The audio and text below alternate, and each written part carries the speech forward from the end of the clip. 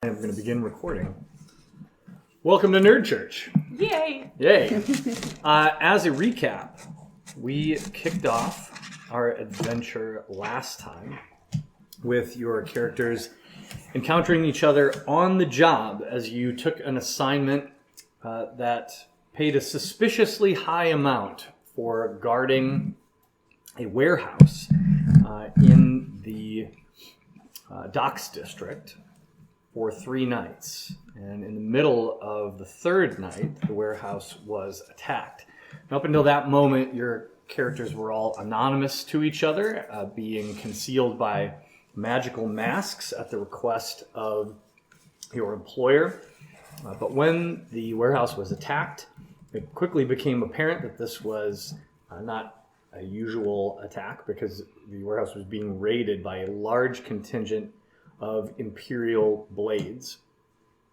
You fought off some of them, but quickly realized that there were overwhelming numbers. And at that point, your leader, the leader of the guard detachment that you were working with, used magic to lead your remaining crew and a couple others, including Not Blarf, the Knoll, through a secret passageway to a safe house. And it was about this time that you realized what you had actually been employed to do was to aid in the escape of a group of kobold slaves that had been smuggled out of their various owners' homes and gathered here in an attempt to move them back to the mainland safely. The kobolds escaped along with you and all ended up in the safe house of a sort of shadowy organization led by 2 figures, a rising but minor house noble named Wari Hanzo, a young elf noble, and his sort of strong-arm companion, a half-elf named Muktu Shinapan. Muktu serves in the household of a local lord, not Hanzo, as the weapon master of that house. The organization that you encountered is called the Yokogawai, which is a word that means worm that feeds on the beast. Now, you have yet to get a deep understanding of the goals and purpose of this organization, but you did at least initially earn enough trust that they were willing to release you from the safe house. They paid you 25 gold pieces, so half of the pay originally offered for this guard duty. And Muktu, upon approving your departure, reminded you that speaking to anyone about the Yokogawai would result in them pursuing you with lethal intent, but also offered that should you return to the organization, you would have another mission available to you where you could earn the remaining 25 gold pieces that had been originally offered and potentially earn the trust of the organization. In order to initiate that contact, you are not to return to the safe house. You're going to be led from the safe house blindfolded, so you will not know how to return. But he offers that you can meet him outside of the city on any morning because he does his personal training regimen outside the city walls every morning, which gives him the opportunity to have clandestine meetings. So he tells you where that happens, so you can head out there at some point and have a conversation with him early in the morning should you wish to do so. But until such time, you're escorted from the safe house, and you now have some time ahead of you to handle some of your personal business. For some of you, that means quickly spending this money that you have in your pockets. For others, maybe not. Maybe hanging on to that until you have enough to do what you need to do. But we'll let you know that it is at this point about late afternoon. So the sun is low in the sky, and when the blindfolds are removed from you, you find yourself right on the edge of the mercantile and docks districts. So right at the place where homes start to get a little nicer. And you're not sure where you came out of. You know it was kind of smelly when you finally walked out of here. But your blindfolds are removed in the light of day, and you are near to the mercantile district. So at this point, we will re-enter live play. What do you do? What do you say to each other? It's just the four of you at this point together. Not Blarf, or Blarf, as he is now known, is not with you. The other guards who survived remained behind. So does that mean that Blarf is with us? Because he's not Blarf, but he's not with us? Very confusing. Oh, Blarf. I wish you were here. Roll a perception check. Oh, you got it.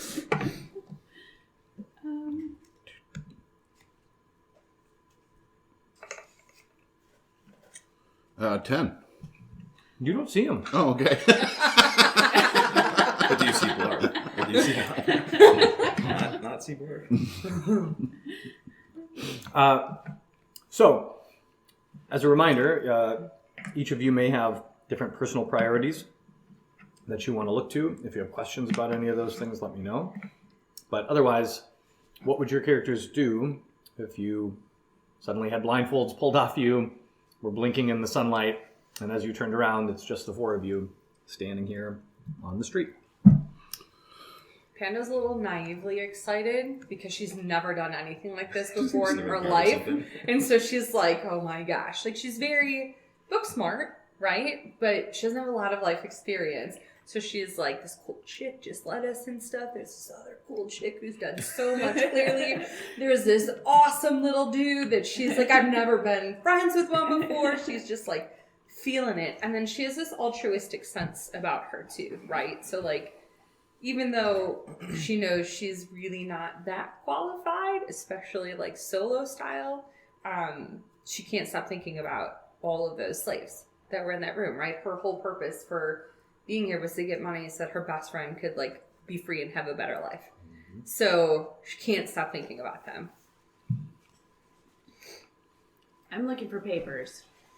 So I kind of made a comment to Walla Walla, or to Wari Wari? Wari Wari. Mm-hmm. To Wari Wari about that. So I'm not really sure where we stand there.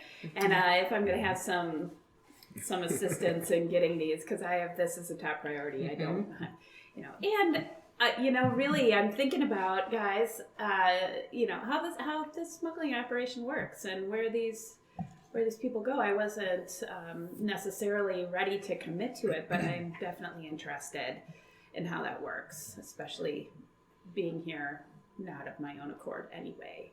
So I will tell you that you were given a name prior to departing. So in response to your question about where to get official papers illicitly and to allow you to travel freely throughout the city, Wari Wari and Maktu directed you to a shop in the Mercantile District. Mm-hmm. It is a shop that primarily sells high-end pens and ink, mm-hmm.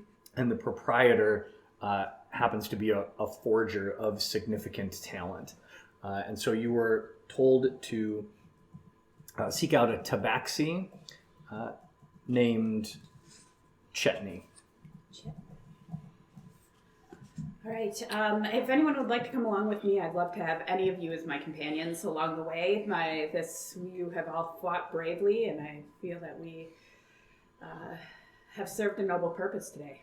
I think that upon knowing that, well, first off, my first time playing a chaotic good character, so I'm trying to navigate that. I had to look up the description. But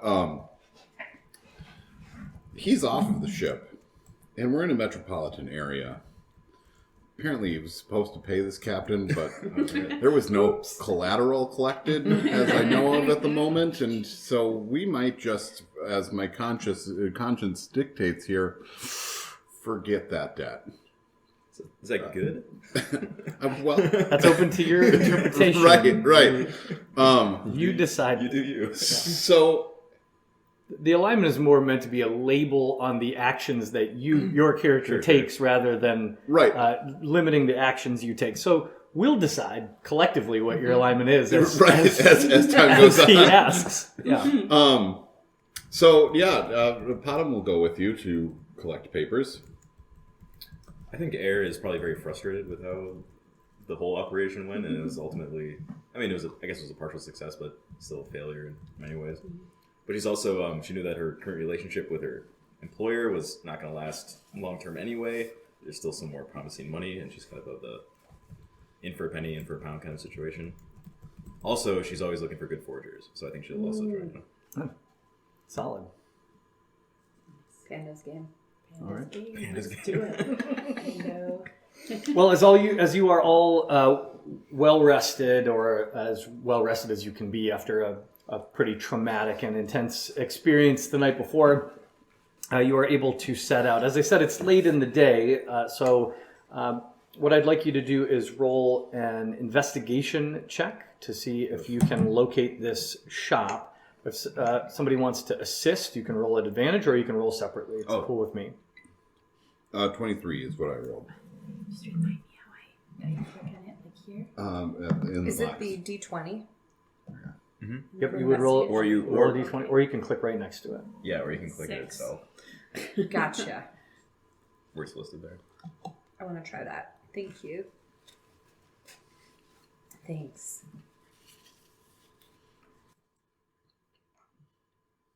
$15. Okay. 9. All right, so you're able to locate the shop without a great deal of trouble. But again, well, you all didn't experience this, but for the first time, you experience something odd about your small gnomish friend, which is that as soon as this shop is described in any detail to him, he just starts walking off in a direction, and he seems very confident. And the rest of you are really not entirely sure where to go. Pando, you have some idea. In fact, you've probably passed this shop at some point or another. And so as he sets off boldly in that direction, you probably just assume he's been there and he knows what he's doing, even though he definitely does not. And yet, unerringly, he walks straight to it. From a civil engineering standpoint, this city is laid out very well.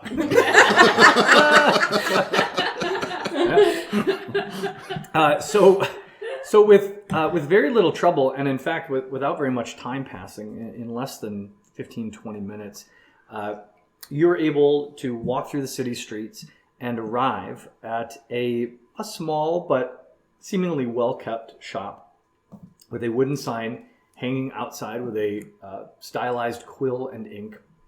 The shop is called Perfect Papers. Tabaxi puns will be a thing in this campaign. And when you enter, you see a very meticulously organized shop. So piles of beautiful stacks of paper in slightly different shades, organized in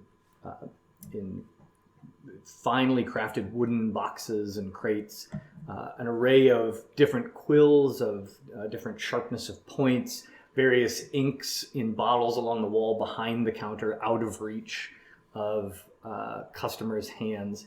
And sitting on a stool behind the counter, you see a male halfling with silver hair that's sort of cascading down behind his shoulder, or behind his ears and over his shoulders. And he's very well dressed, not dripping in gold or anything like that, but comfortably dressed in a linen shirt that looks well made. You can't see the bottom half of him behind the counter, but as you come in, he greets you warmly. Welcome to Perfect Papers. It's a delight to have you here. What may I ask are you seeking? How can I be of assistance? I was sent here to look for Chetney, to speak with Chetney. Chetney, yes. Certainly. Just a moment. And he hops down off the stool, at which point you cannot see him because the counter is taller than this gentleman. And you hear some footsteps padding away towards the back, disappear behind a curtain. You hear some whispered voices. And when he returns, he climbs back up onto the stool and says, yes, should you wish to speak to Chetney, who is very busy at this time, just a token contribution to the community would be appreciated. Shall we say 5 gold pieces? How about 3? Make a persuasion check. Okay.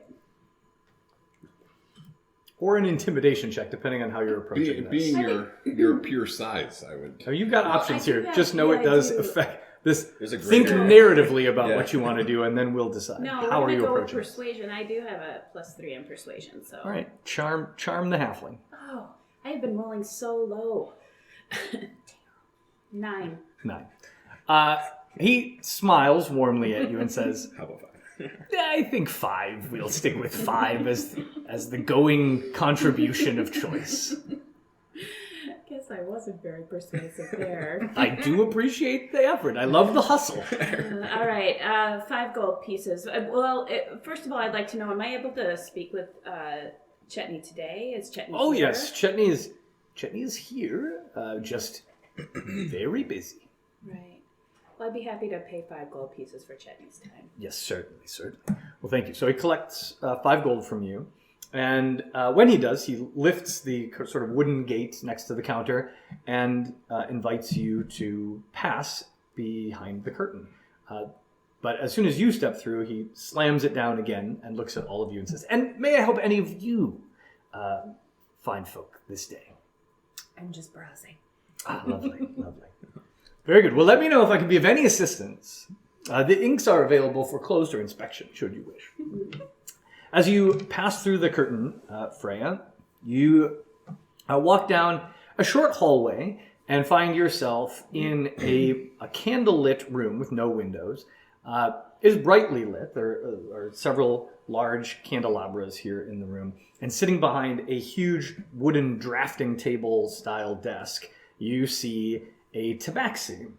This tabaxi has very dark fur, almost panther-like in coloration, with white streaks behind the eyes. So kind of a very unique and recognizable look. Their tail is sort of up behind them, twitching like this over their head. And you see that on the tip of their tail is a little white tip as well.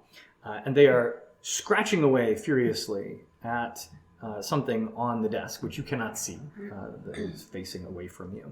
And as you step in, they look up and say, welcome. You seek Chetney, and Chetney is me.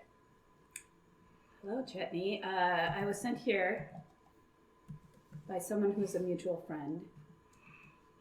Can't remember their name. Sorry, Well, you suspect no, that may be for the best. Yes, okay. I was referred over to you because you possibly have a way of obtaining papers. Papers, yes. Chetney understands. This is a dilemma for one of your backgrounds here on the Isles. Chetney suspects that you arrived here unofficially, yes? Not by my own choice, but yes. Fair. Chetney does not require the details. Yes, papers can be arranged, created, in fact.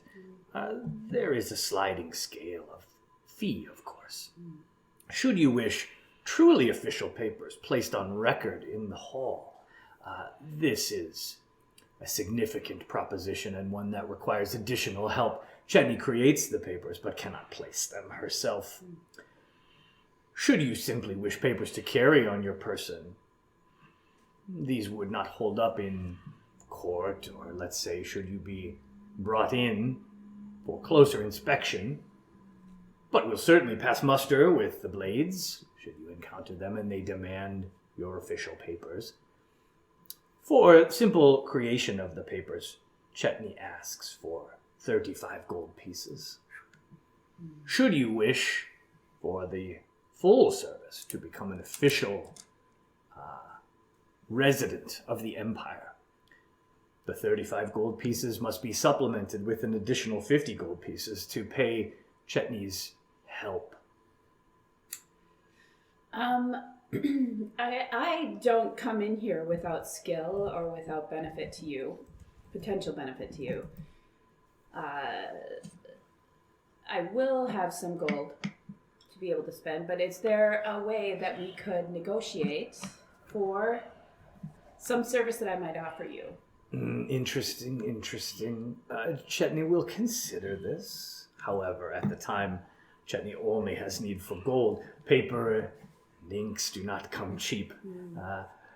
However, should you be short of coin at this moment, Chetney demands an advance regardless, and time to work. So perhaps 15 gold pieces now, 20 gold pieces on delivery of said papers. Chetney will require 2, perhaps 3 nights to complete the work. Could I speak with my friends? Indeed. Okay. All right. I'm gonna sneak in. Huddle. Hey guys. Hot down. You lend me 15 gold pieces. Concentrate. And we can go back and work, and I'll pay you. Then afterwards, I'll give you the 15.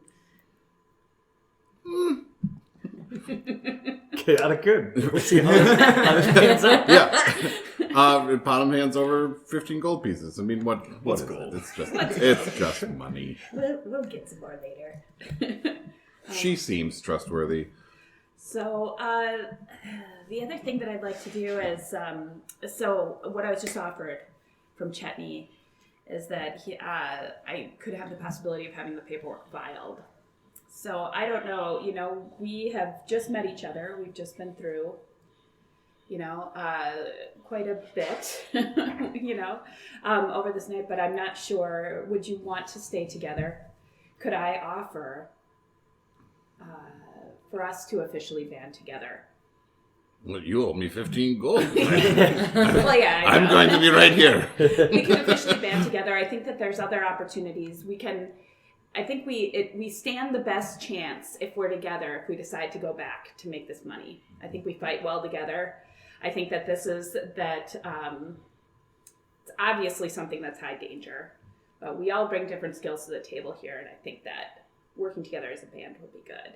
And I would say that the two of you understand what Chetney has described to Freya that she may not fully understand as a newcomer to the city, which is that at any time the Blades, and they would only do this to a non-elf, but at any time the Blades can demand to see your official papers. So any non-elf resident of the Isles needs to carry a copy, a certificate essentially of their residency on them at all times. When they ask that, do they then have the ability to, there on the spot, check if it's official? They would have to, No. Right. Okay. So there is then a copy of those records kept in official storage. Yeah. At, It's not like a database they're walking around No, they don't have like a magical database. So essentially, the risk reward here is if someone challenges you and you pull out the papers and they look legit and there's no cause to question them, and you're not doing anything wrong, they probably just head out.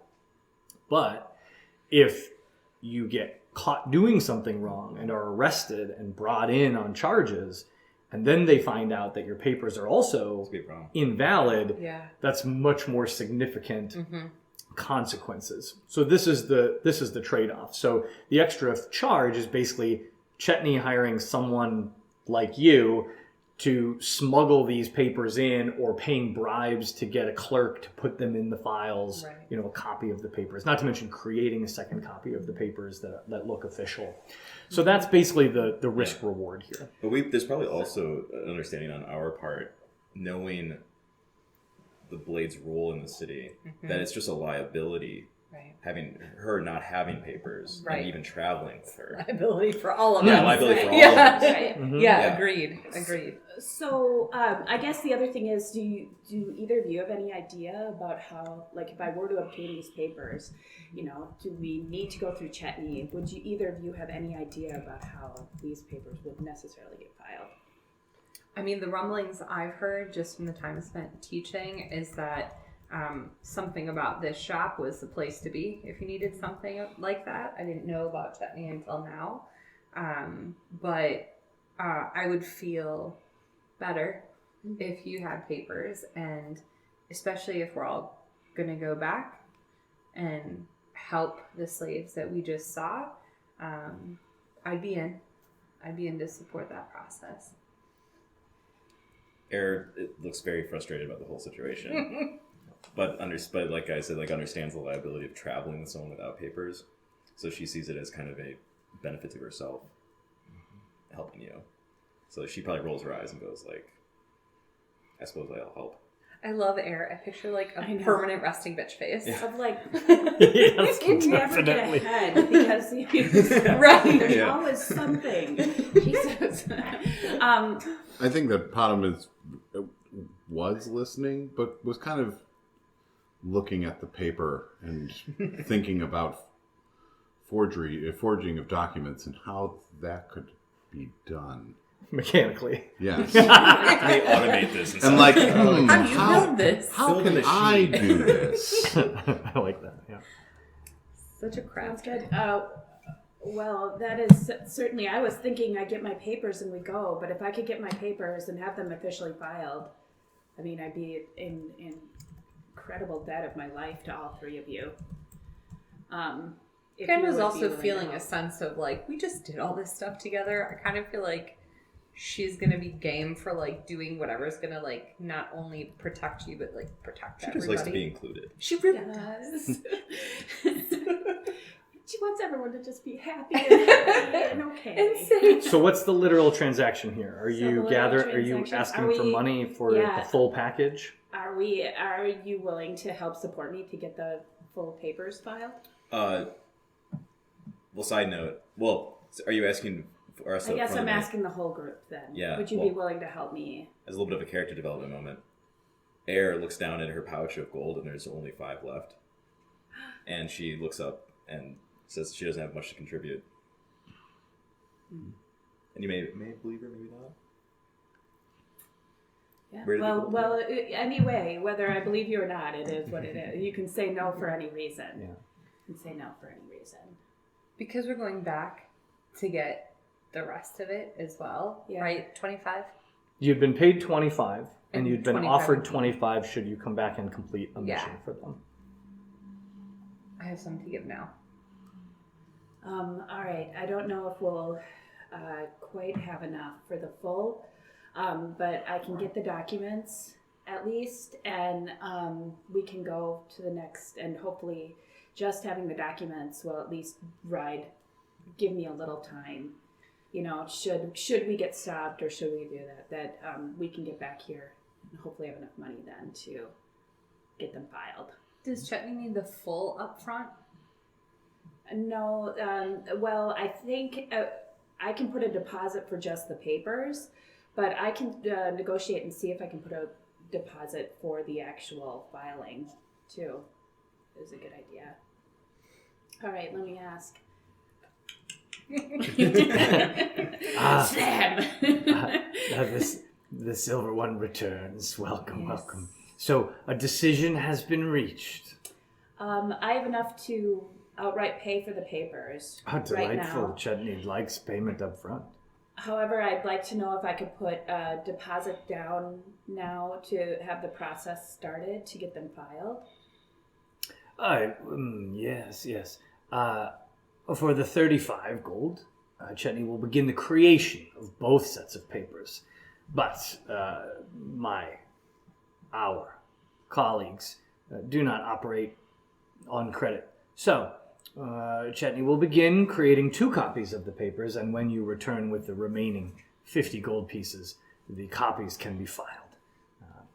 Will I have papers to take with me now? No. How long? Chetney requires 2 days to create the papers. Okay. All right. 35 gold pieces. Thank you. Potham, you already gave me 15, right? Mm-hmm. Okay. All right.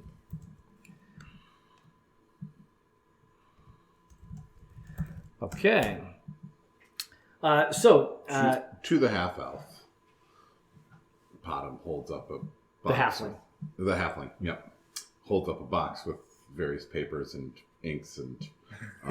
How much for these? Well, tell me what. Was he seeking He's- anything in particular? Like, he's there's looking- a he's wide range of quality in this Looking store. to put together a forgery kit. Okay. Well, so again, like forging what? So there are papers in here that are like wizard scroll quality, which is like the finest possible paper you can buy. There are like official level, like what Let's go official with, documents, and then there's like scratch paper Sure. Let's go that with merchants might like use. the beginner's forging kit. Okay. Being that he's not proficient with it yet, Yeah. but somewhere down the line, I have a slot opening up for a toolkit Cool. or Well, a proficiency in it. so if what he's looking for is basically practice materials, Yeah. then there's a bin of paper that is well sized but is not of good quality. Sure. It's basically his rejects. Crayons too. Yeah, this is the stuff that like the dock worker companies buy to like write bills of lading on Sure. and that kind of stuff. And then there's some very basic ink. You can get a stack of that paper big enough to practice quite a bit on, and a couple bottles of that ink for 5 silver, Okay. which is half a gold piece for those that haven't yet gotten totally comfortable with the conversion. And I'm just going to write this in as a beginner's forging kit. Yeah, that's fine. Crappy forging kit, Yeah. I think is Play school's my first forging Yeah, kit. Right. Let's go. guaranteed to fool some children some of the time. Yeah. Very good. All right, so you have begun the process of getting what you need. Anyone else need to act on something? Pando has a curiosity. Hmm. Obviously, she doesn't want to offend, but she's wondering why Air only has 5. Did you actually disclose 5? No. You didn't. Yeah, She just looked in her pouch and said she Yeah. doesn't have enough to. Here, let's retcon this a little bit. Only because there's something that I probably should have mentioned at the end of last session. And this is again more of like a character, like you guys as characters would know it, but you as players maybe it's like more beneficial. At the end of the last session, Air would have put 20 gold pieces into a small, interesting looking. Here, actually, I can read the description real quick. Yeah. So there's a mysterious obsidian puzzle box, an intricately carved puzzle box made from a mysterious material appearing similar to dark polished stone or lacquered wood. The 8 corners of the puzzle box are adorned with tarnished silver accents that radiate a gentle warmth when touched. So she would have placed the 20 gold into the puzzle box, and then it kind of just poof, it's gone.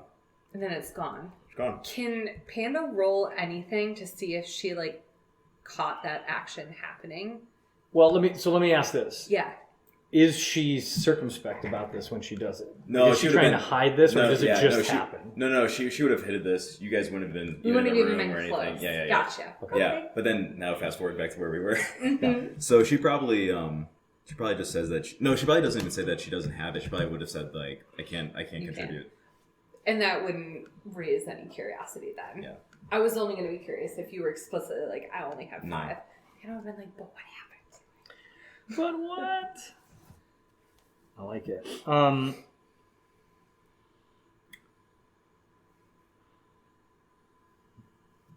This, just for my knowledge, Mhm. is this a swapping with the sword, or was the sword also happening? The sword also happened. Oh yeah, the sword is also happening. This Okay. is a That's a separate deal. this is Okay. It's the same entity. Yeah. Yeah. Okay. This is just the Got it. This is the tool by which she pays. Yeah, no, I dig it. Okay, very good. So with that, I want one question I have for you is, as you're moving about the city. Wait, let me back up. As a group, you went and did this errand. That's like an hour.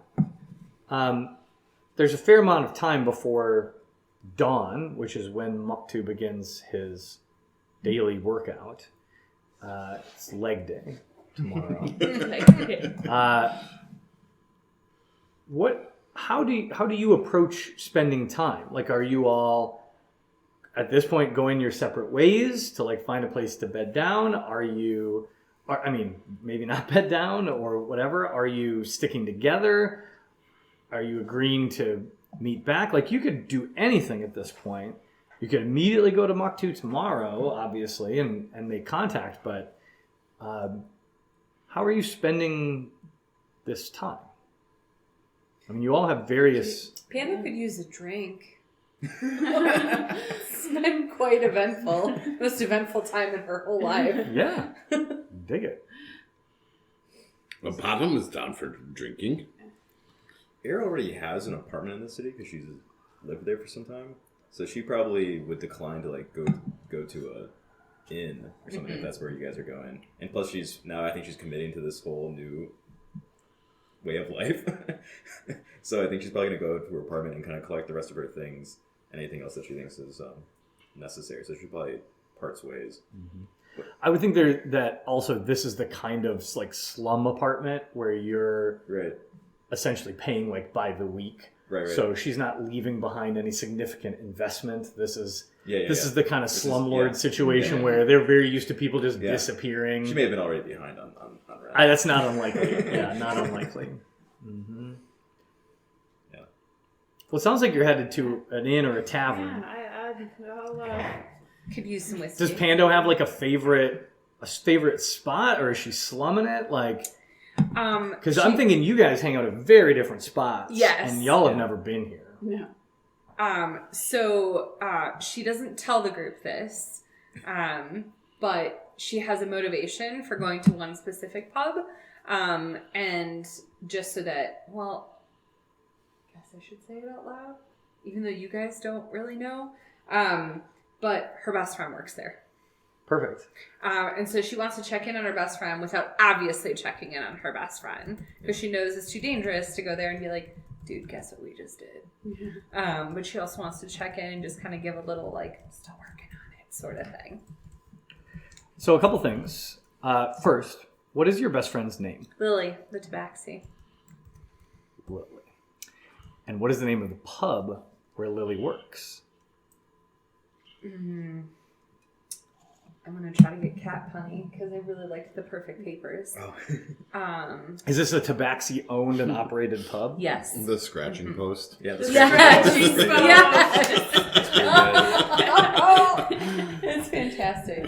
There we go. Can I side note and just say that this character made a guest appearance in their 3-year-long D&D Oh, really? campaign, where Lily the Tabaxi is a character. So I made a guest appearance it. last Look at that. week. Yeah. Love it. Real besties. Yeah, I it was dig really it. fun. And Lily is a bartender, a server, Lily a is a cook? bartender. Mhm. Yeah, she's tough. She's a lot of the qualities kind of Air, kind of a balance to Pando's slight naivety in life. Okay. So yeah, scratching post. And let me ask one final question. Yes. Which district is the Scratching Post located in? Is it in the docks, in the mercantile, or up in the noble quarters? Noble district. I feel like Mercantile, because Docks is like super shady, right? Yep. Mercantile. Okay. That's like the in-between Yep. of like shady and, yeah. Yeah. All right. So you are led by Pando to a not a huge, but a decent size pub. From the outside, it looks to be what we would recognize as sort of a classic English pub. So glass... Wrapped in rope. Glassed in windows with firelight reflecting out from the outside. The sun has started to set at this point, and the pub is building a sort of warm energy and noise you can hear coming out the door as it swings open. It has a large double set of swinging doors, not Western style, like country Western movie, but like two big wooden doors that swing in and out, more like kitchen doors on the front. And as they swing open, as people come in and out, you hear laughter and light music and the crackle of a very large fire. And as you step inside, there is a heady smell of wood smoke. One of the things that differentiates the Scratching Post from some of the other places around, like their thing, is that everything inside here is raw wood.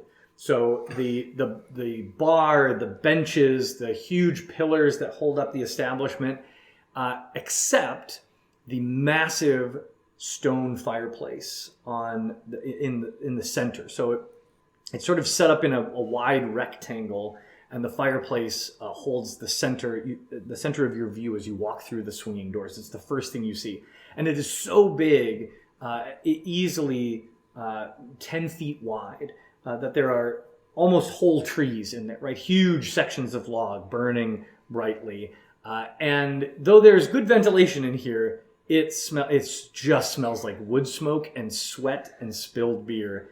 Not in a gross way, but in a very welcoming way. Every worker in this establishment is tabaxi of all different kinds and shapes, and they are lively dancing around a very crowded bar space, very nimbly, carrying trays loaded down with different kinds of drinks. And a lot of the patrons are also tabaxi, of some appearing to have some money about them, some obviously in the employ of local shops, but it is a fairly diverse crowd as well. Plenty of elves and half-elves, but no, there's no nobles in here. You see at a glance, they'd be easy to recognize. You do see one or two blades clearly off duty at the end of the bar, just sitting and talking and drinking. But it's a busy, lively pub atmosphere when you come in. And Lily is one of two bartenders behind the bar as you enter.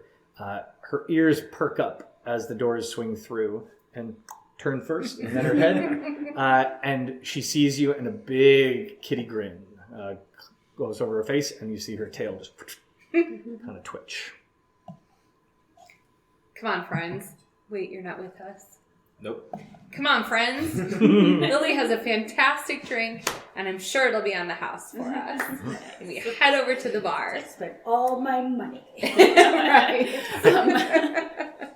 Well, that's great. And most of mine. Yeah. Right. I just picture you okay. so like smiling, handing Yeah. it over, Easy like, come, okay. Okay. This seems fine. All right, as you approach the bar, Lily sort of, she doesn't hip check, but she kind of slides past the other bartender who was moving to intercept you, and gives them a look, and they veer off to take care of other patrons. And she approaches you and kind of slides up against the bar. And just, I think what she does is she reaches across the table and just sort of nuzzles you with her face. Seems about right. I'm going to say that's a sort of a standard greeting. And then looks to the two of your companions, up and then down, and says, "New friends." Yes, everyone. This is my best friend, Lily. Lily, this is everyone, because Pando's not sure if they want to be giving their names or not. Lily, will you make us your special drink? You know it. A pleasure. So, as you say that, and as she finishes saying a pleasure, she just disappears behind the bar. Straight down, gone. You do not see her.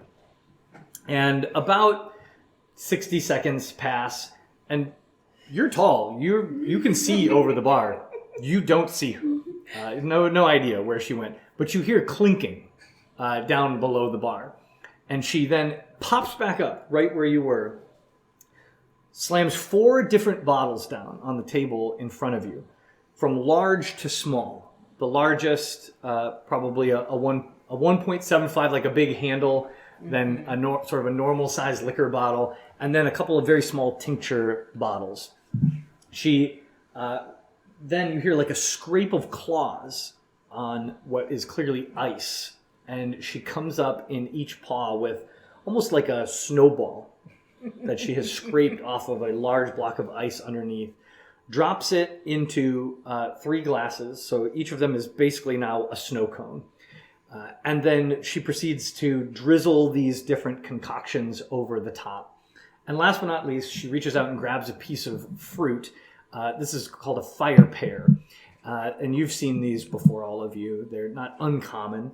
They have a very tart taste at the beginning. When you first bite into them, the skin is incredibly tart, but the inside is sort of a honey-like mellow sweetness. And she, with one claw, carves a swirl off of the outside, like a curl of skin, twists it and drops it on top of each. And then she pushes the 3 in front of you. And she gives Pando a little wink and says, looks at the 2 of you and says, "First time, a little jealous." And then she disappears off to take care of other patrons, asking for no money. It's very Lily. Nice job. Yeah. Let's go. I love it. What?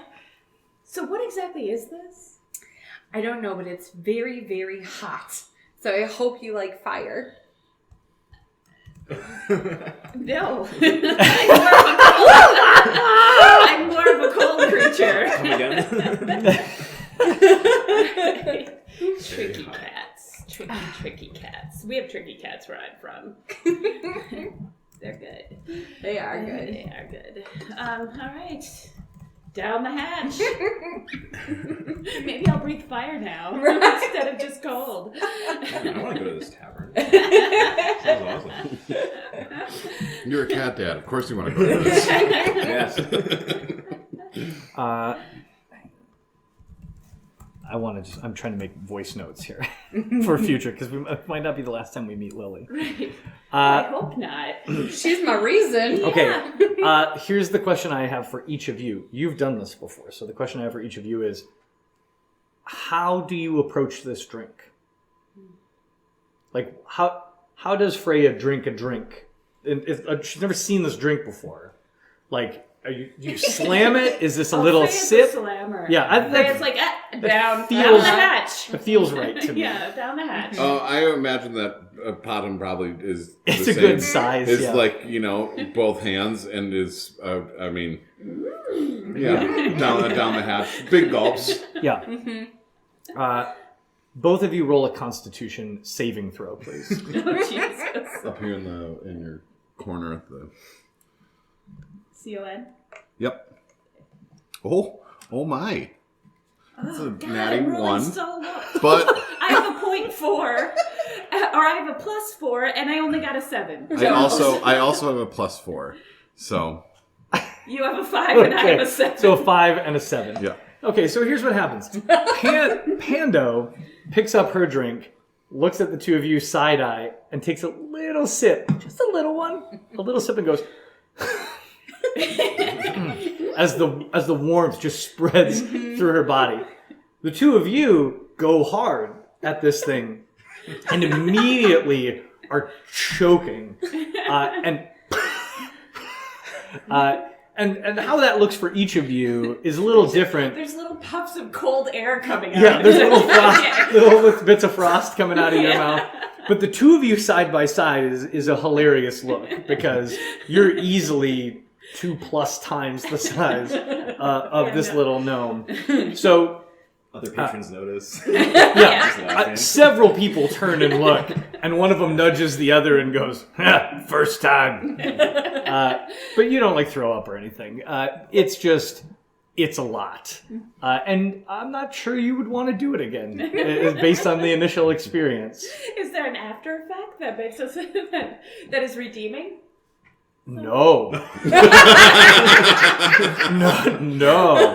No. Your experience with this drink is you have a sore throat now. That's the experience that you have with this drink. I don't do Yeah. fire. Yeah. Panda's just just got sitting half there my- sipping. Just got half of watching my it happen. skin burned off too, Pando. What the hell? To be clear, this doesn't taste bad. You just drank it the super wrong way. It is the equivalent of like you inhaled it. That's basically what happened here. You're choking on it. So that wasn't Autumn great. does not care for these. So the as the night continues, what do you want this night to look like for you all? Like, is this going to turn into a raucous like unloading of tensions from a difficult night, or is this like we're bonding a little bit and then it's time to chill? Like what? Or is this a strategy session? Like how's this going? What do you think? Well, I definitely would like to pick your brain a little bit. Just about the things that you like to do. Why are you looking for the money? Are you able to tell me anything about that? What I will say is that our wonderful bartender is the main reason. She is good. I like her. I could tell from when we walked in. Yeah. I could tell from when we walked in. She was a good, cool cat. She's great. She is a cool cat. And while she is the best bartender in the Mercantile District, hands down, I'd like to help her do something else. You're noble. You do have a noble character. You're going to help your friends. I feel that. There isn't too much else in life if you can't help the people around you. That's kind That's of good. what I'm swirling around in Panda's main, reasoning for doing things. So if we were to go to have fun tonight, where else could we make our way to? This is usually where I hang because the drinks are free. But in like an hour or so, the live music should be coming in if you guys are interested in some of that. We can definitely hang out for that. I just want to be able to, well, I think I'm conspicuous wherever I go here at this point, and I'd rather hang in turf that you know. Yeah. I will say, about an hour into this evening, about this point that this conversation will be going on, who has a high? Which of you has? Tell me your passive perception, please. My passive, or does that mean like what the Plus Alex, will you 6? help Katie find her passive perception? Right in here. Oh, I have. Thomas, will you help her? Is that the Is plus that 6 right here? investigation? No, passive perception. Oh, I have a sorry. Right up here. 10. Yeah. 16. 16. You're attentive. Mm-hmm. Even with the fire drink. Sip. Yeah. Mm-hmm. So without question, you notice. What's your passive perception? 13. Okay. So neither of you catch this. It's a new experience. There's a lot going on in this bar. But you're a regular here. You're used to this. And so you notice out of the corner of your eye as you're engaging in conversation with these two that the blades at the end of the bar have started giving you a look, your group a look. They have noticed you. Gotcha. Ooh. They haven't gotten up. They're still drinking their drinks. But they have clearly noticed that a silver dragonborn and a stone gnome a rock gnome are sitting at the bar. This is a noticeable group that has never been seen in here before. And you know these two are locals. Yes. Are regulars. They're in this bar plenty. So I'm probably just going to lean over. I'm closest to her, and I'm just going to say, hey, the band should be here in a few minutes. And I'm thinking when that happens and everyone gets to dancing, might be a good time for us to leave because our friends at the end of the bar are very interested in you both. Mm-hmm. You also know these guys. You've been to this bar a lot of times. I mean, I wouldn't call you friends, but regulars at a bar. Yeah. Get to know each other Do a little bit, one-of-these across right? the Like bar. you're familiar. Mhm. And what I'll say is, these aren't, you don't think of them as a-holes, Yeah. right? They're nice, they hang out, Mhm. but they are Imperial Blades. Right. At the end of the day. And I and don't want to push it. they're clearly off duty, but these are guys who do their jobs. Yeah. You've overheard their conversations before. Mm-hmm. They are classic Imperial Blades. They're Yeah. just what you think.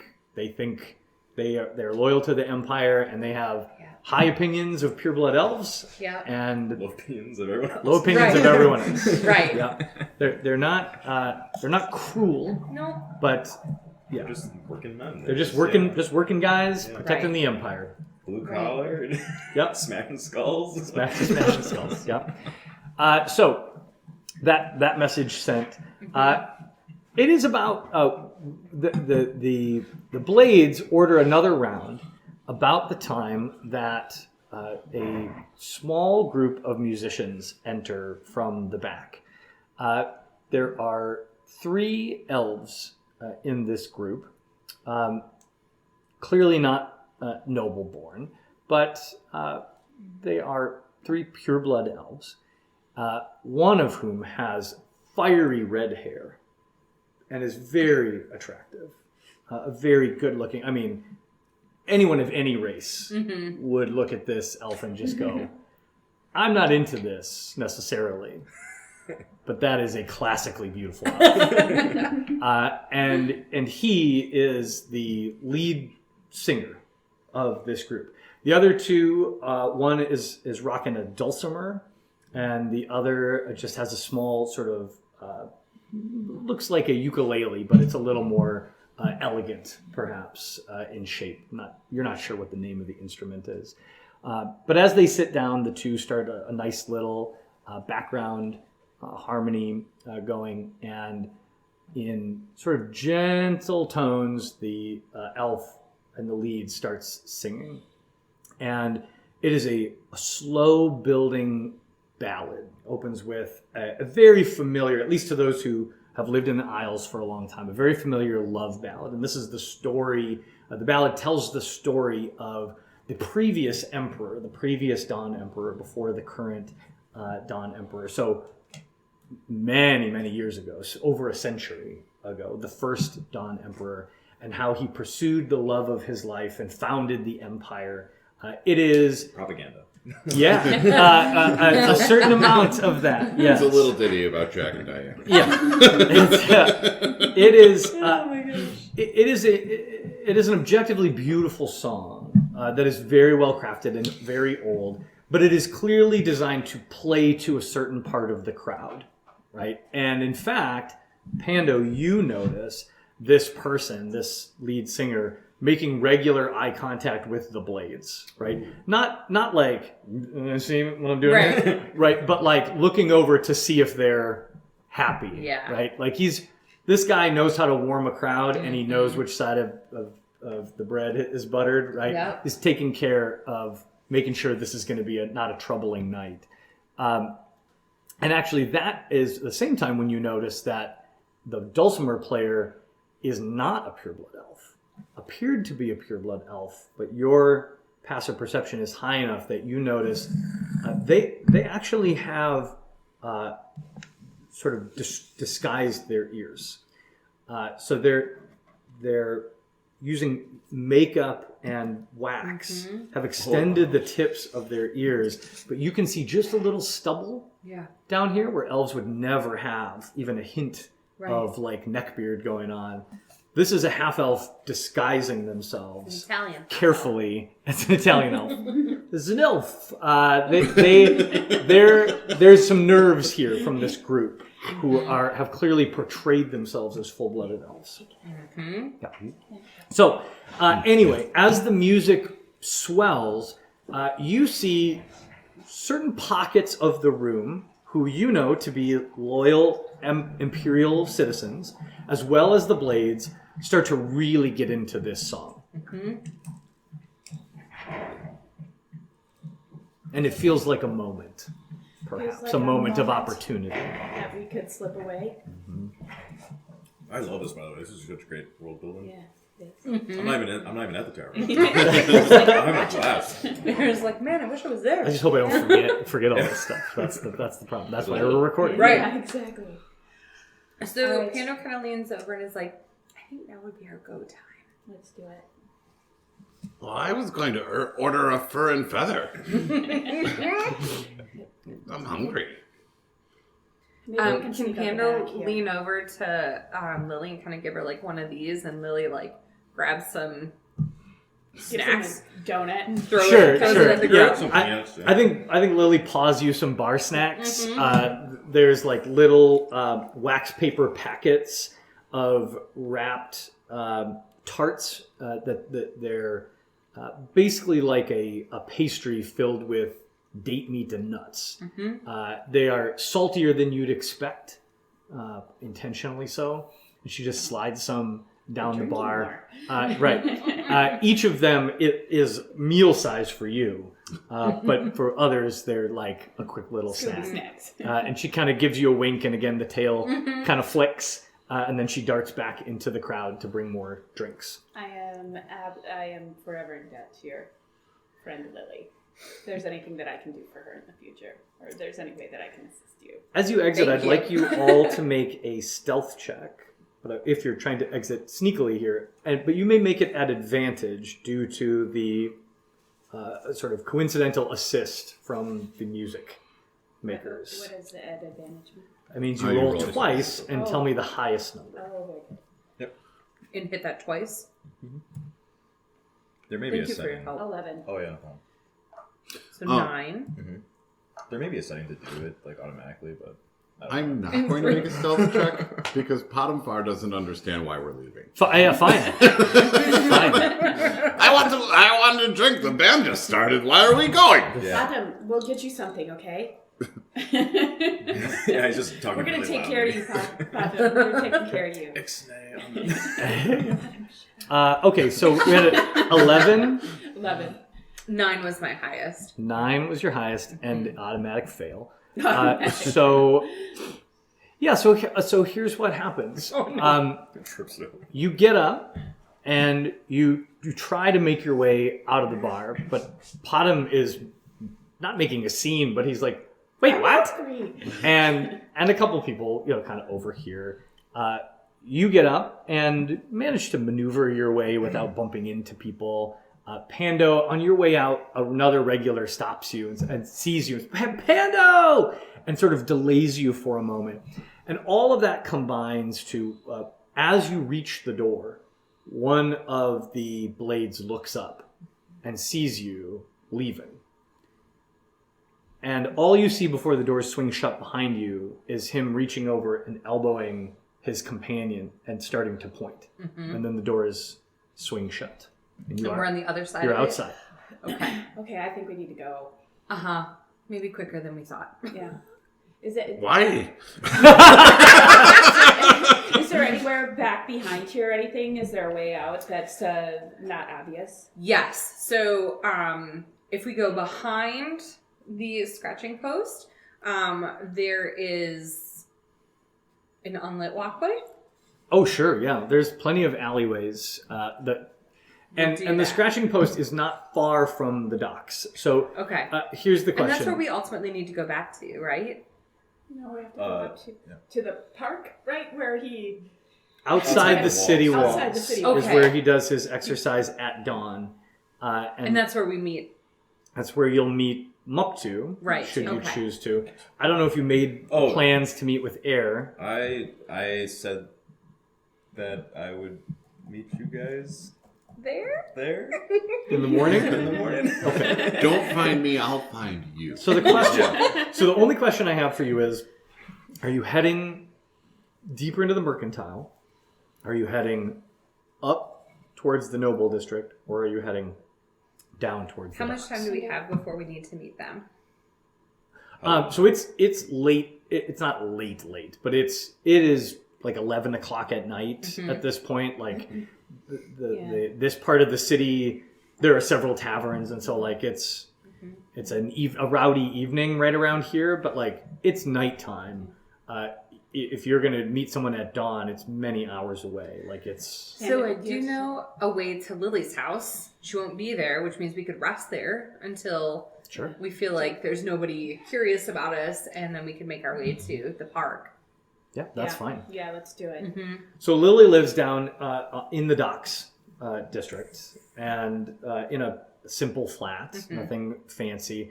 It is a flat owned by her owner, who is also the owner of the scratching post, where all the indentured servants that work at the scratching post reside. And you're able to make your way there. So, here's the question I have for you. Are you racing to get there? Are you trying to move stealthily to get there? So, slow and quiet, or fast and loud? Could we say somewhere in between? We are trying to quickly move. So we are somewhat exposed, but we're trying to quickly get there. I'm trying to take us down like the darkest, most like innocuous spaces possible to get to Lily's. Okay. Very good.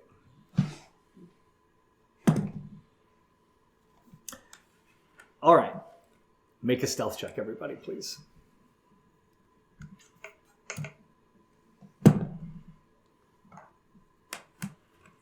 $14. 12. Better than last time. I don't know. 5. Clank, clank, clank, clank, clank, clank. I'm very stealthy. Everybody be quiet. Clank, clank, clank. She like scrapes her elbows against. This is the tightest walkway. Yeah, that might be part of the problem Every here. wall. I have like extremely clanky shoes. I'm wearing my tap shoes. So there's bad news and good news. The bad news is that as you leave the barn, you quickly hustle your new companions in the direction of Lily's home. You hear, you've got good perception, you hear the stomp of boots and the swinging of the doors, and clearly the guards have come out and are following you. Not only that, but they turn the proper direction to follow you. They go down the same alleyway that you went. They are in pursuit, and they made the right choice. The good news is they rolled terribly on their perception check, and it is not long before you manage to elude them.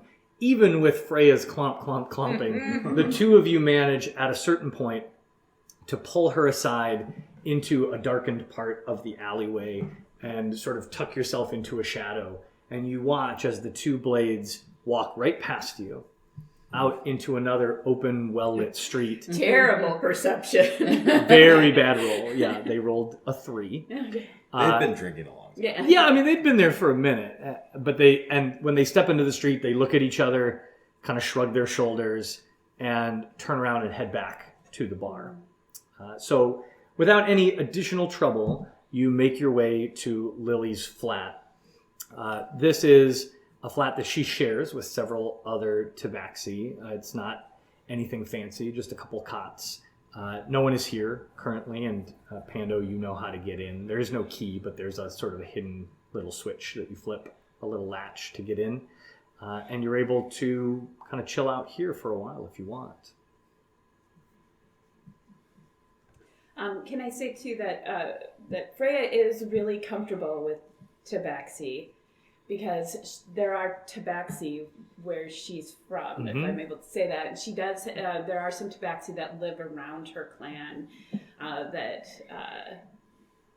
she's forged a lot of different friendships with. So she's very comfortable with the kitties. Sure. And tabaxi are regular traders with your clans as well. So the tabaxi traders are all over the mainland, and there are some very prized things that they come to your clan for. Yeah. Very good. So at this point, are you just resting until morning when it's time to go meet Maktu, or do you have other thoughts? I think we could use a rest. Yeah, a rest and just to lay low.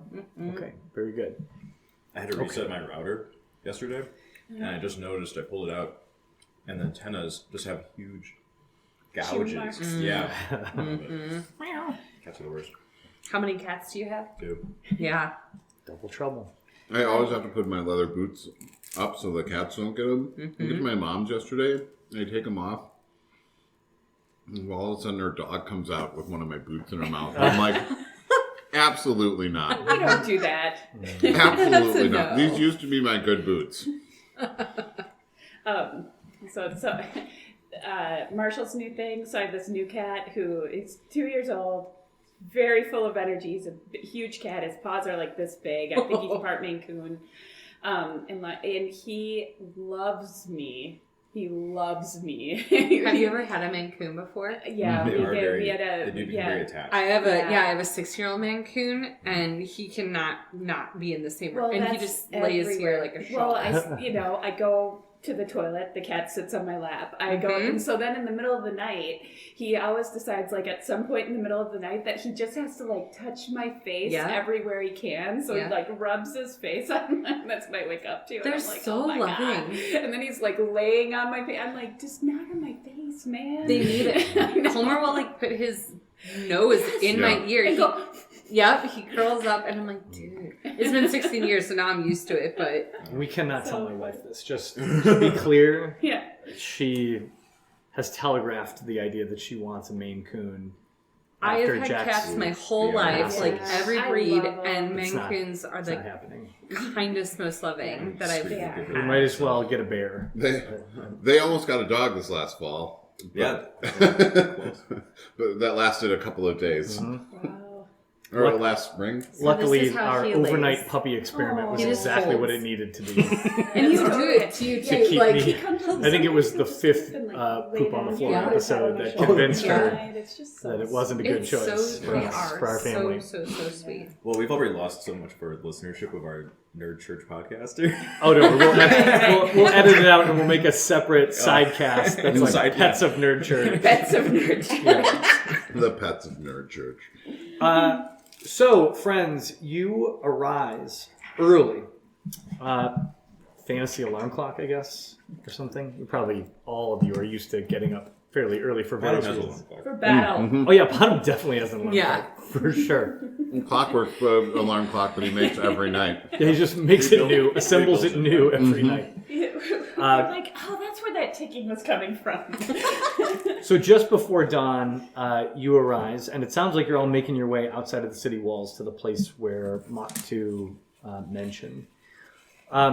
It's not a long ways outside of the city, and I will also say this is, those of you who are local here know, this is not the kind of place where a great deal of danger resides outside the city walls. Like these walls were at one point made for military purpose. Like the Elden Empire has been at war forever, but this is in the heart of the empire. There's very little danger outside the walls.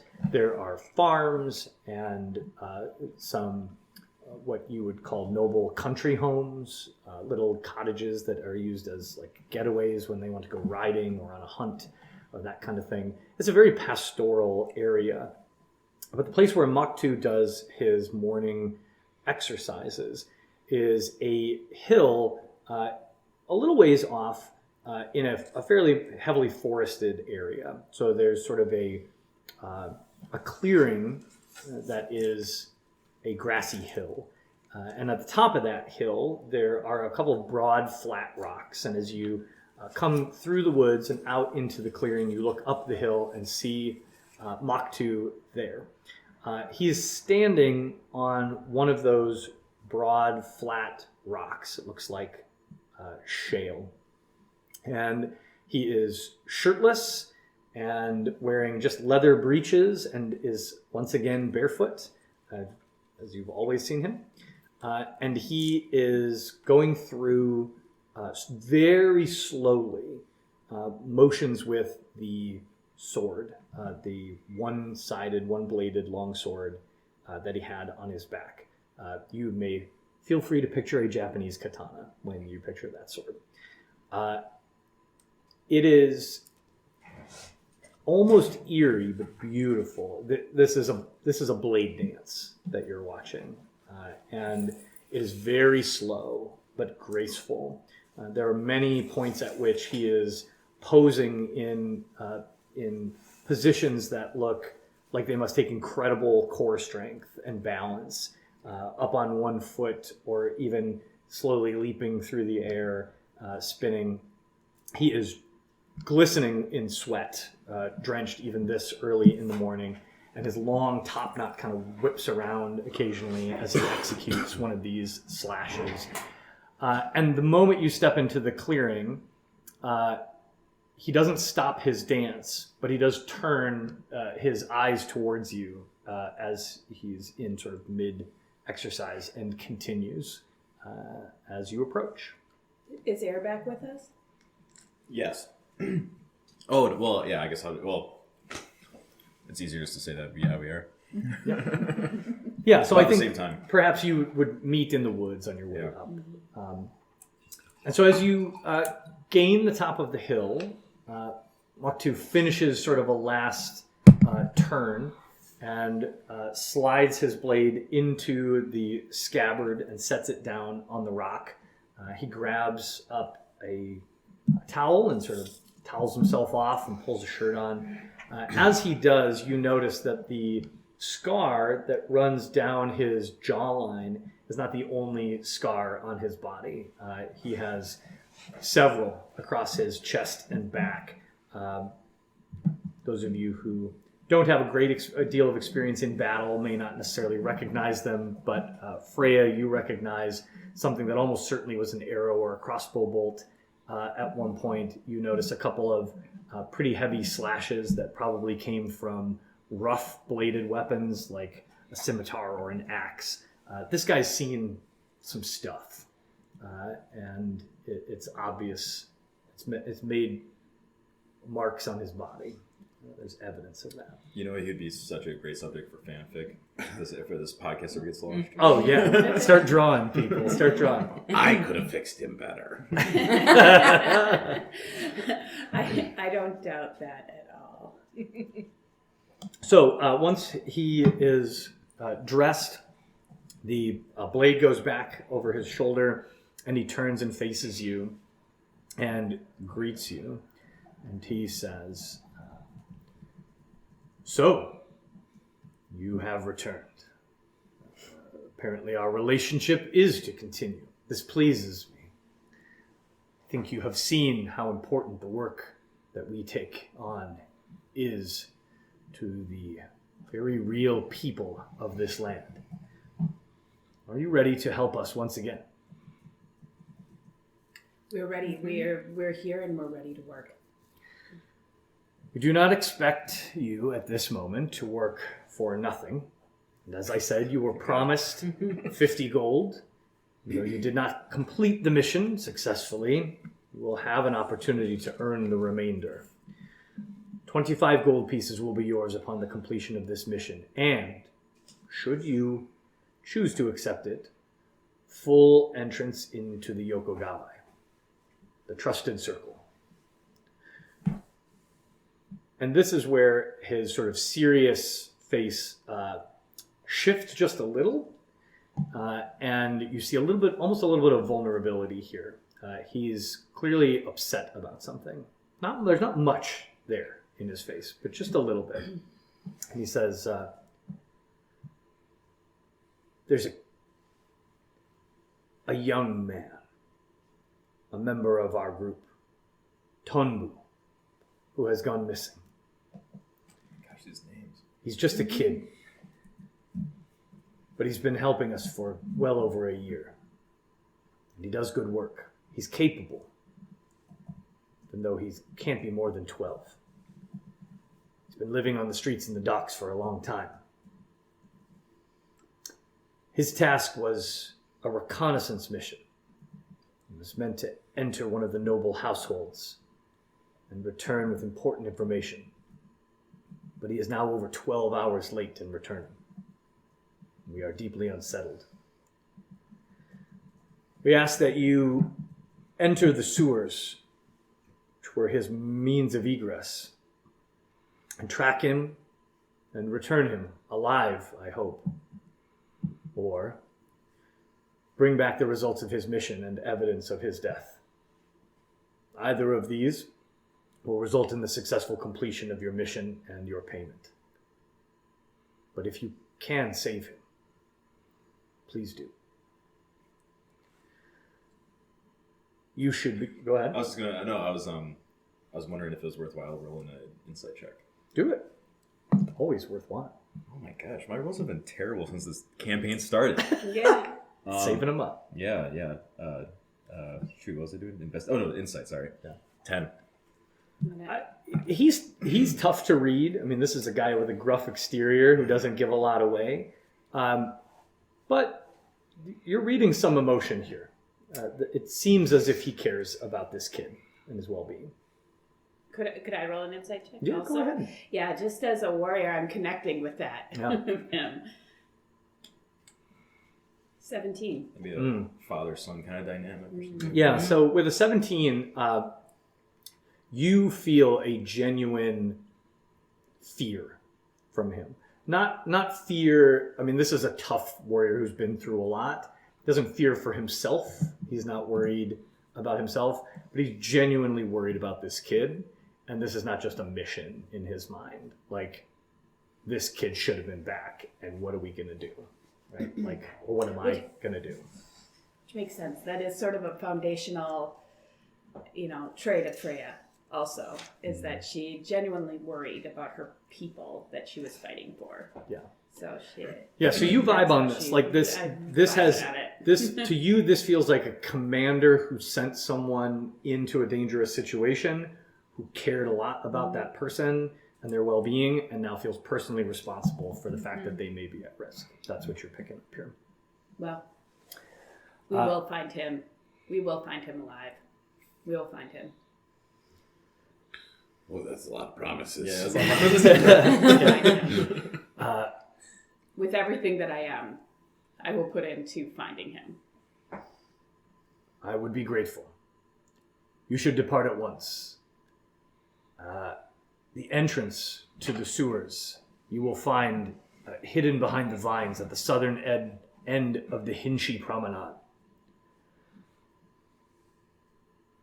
If and when you locate him, Tonbu knows the way to the safe house, and he can lead you there.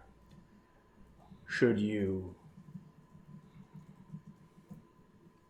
be differently successful, please return to me here on the morrow with the evidence and whatever you can recover.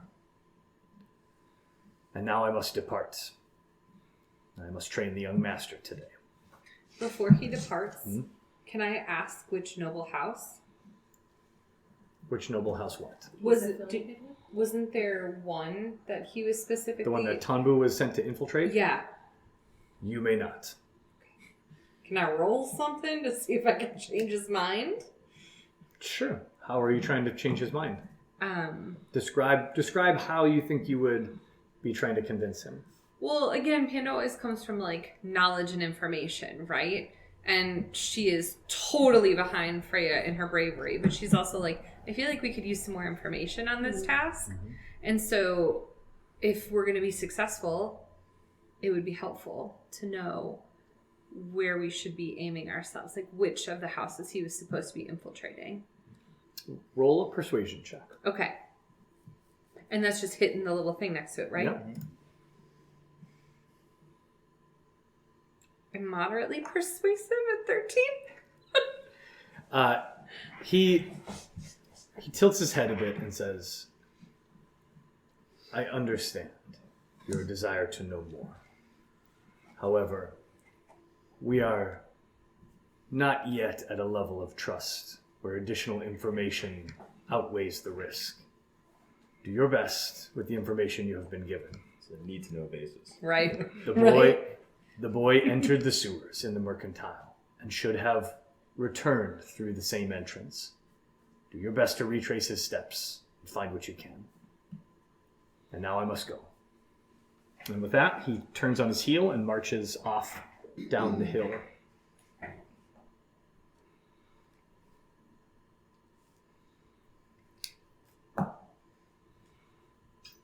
All right. Would Pando have the most knowledge? We would probably have the most knowledge of the Mercantile District, right? Sure. So you both are aware that the Hinshi Promenade is the main marketplace in the Mercantile District. So it is an open, sort of very broad street about 5 blocks long in the middle of the Mercantile District. And there are stalls and small tents set up all along the promenade that pop up basically every other day. It's an alternating day marketplace. There are also permanent shops on the promenade that are open every day.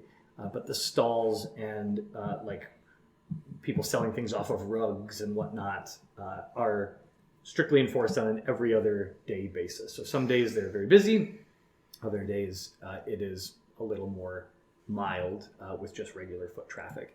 But this is a busy spot. This is basically where a lot of the city mixes. So folks up from the docks might come here to maybe buy a little treat, something that they can't normally afford, or an important tool for their work, right? Nobles come down to shop through exotic spices or things that might have just come in from the boats. And most of the middle class, this is where they would do their regular shopping. But on a market day, bless you. Thank you. On a market day, you will find hundreds of people here at almost any given time during the day. And then around sunset, things start to close down. Bless you. Thanks. Can I have a quick question? Yeah. Out of character question. As far as what's the general economy here? Are the prices you would see kind of suggested in the player handbook generally relevant, or is it worth Air doing spot checks on how expensive certain items are? Or So the short answer is yes. This is not a weird marketplace like relative to the world as a whole. I just mean the world in whole. Yeah. Oh yeah. So Player's Handbook is a ballpark, pretty ballpark guide. Yeah. But like any market, like certain things are more easily accessible or not, and merchants will try to make what they can make. But something's not. Yeah. But if I see something for like 50, it's not going to be like 5,000 necessarily. No. Or something like that. Yeah. It's not so. I'm not inventing prices here, unless you come across a particularly shady merchant who thinks they can pull the wool over your eyes. So you're familiar with the promenade, and the flowering vines are also known to you. So at one end, at the north end of the promenade, there is a sort of a big, beautiful cascading wall of flowering vines. That come down the cliffside from the Noble District. So if you'll recall, the Noble District is elevated substantially over the Mercantile District. There are sheer cliffs, not massive, but 15, 20 feet high of rough rock. And there are beautiful flowering vines that cascade down at the end of the promenade here. And I think, Air, you would be aware that hidden behind those flowering vines is the entrance to the sewers. They're decoratively hidden for the purposes of making sure that the promenade isn't stinky and gross. Basically, it's an affectation to make sure that people want to come shop. Air just makes a beeline, knowing that, just makes a beeline right for the sewer without remembering that some of her compatriots here are actually not familiar with the city.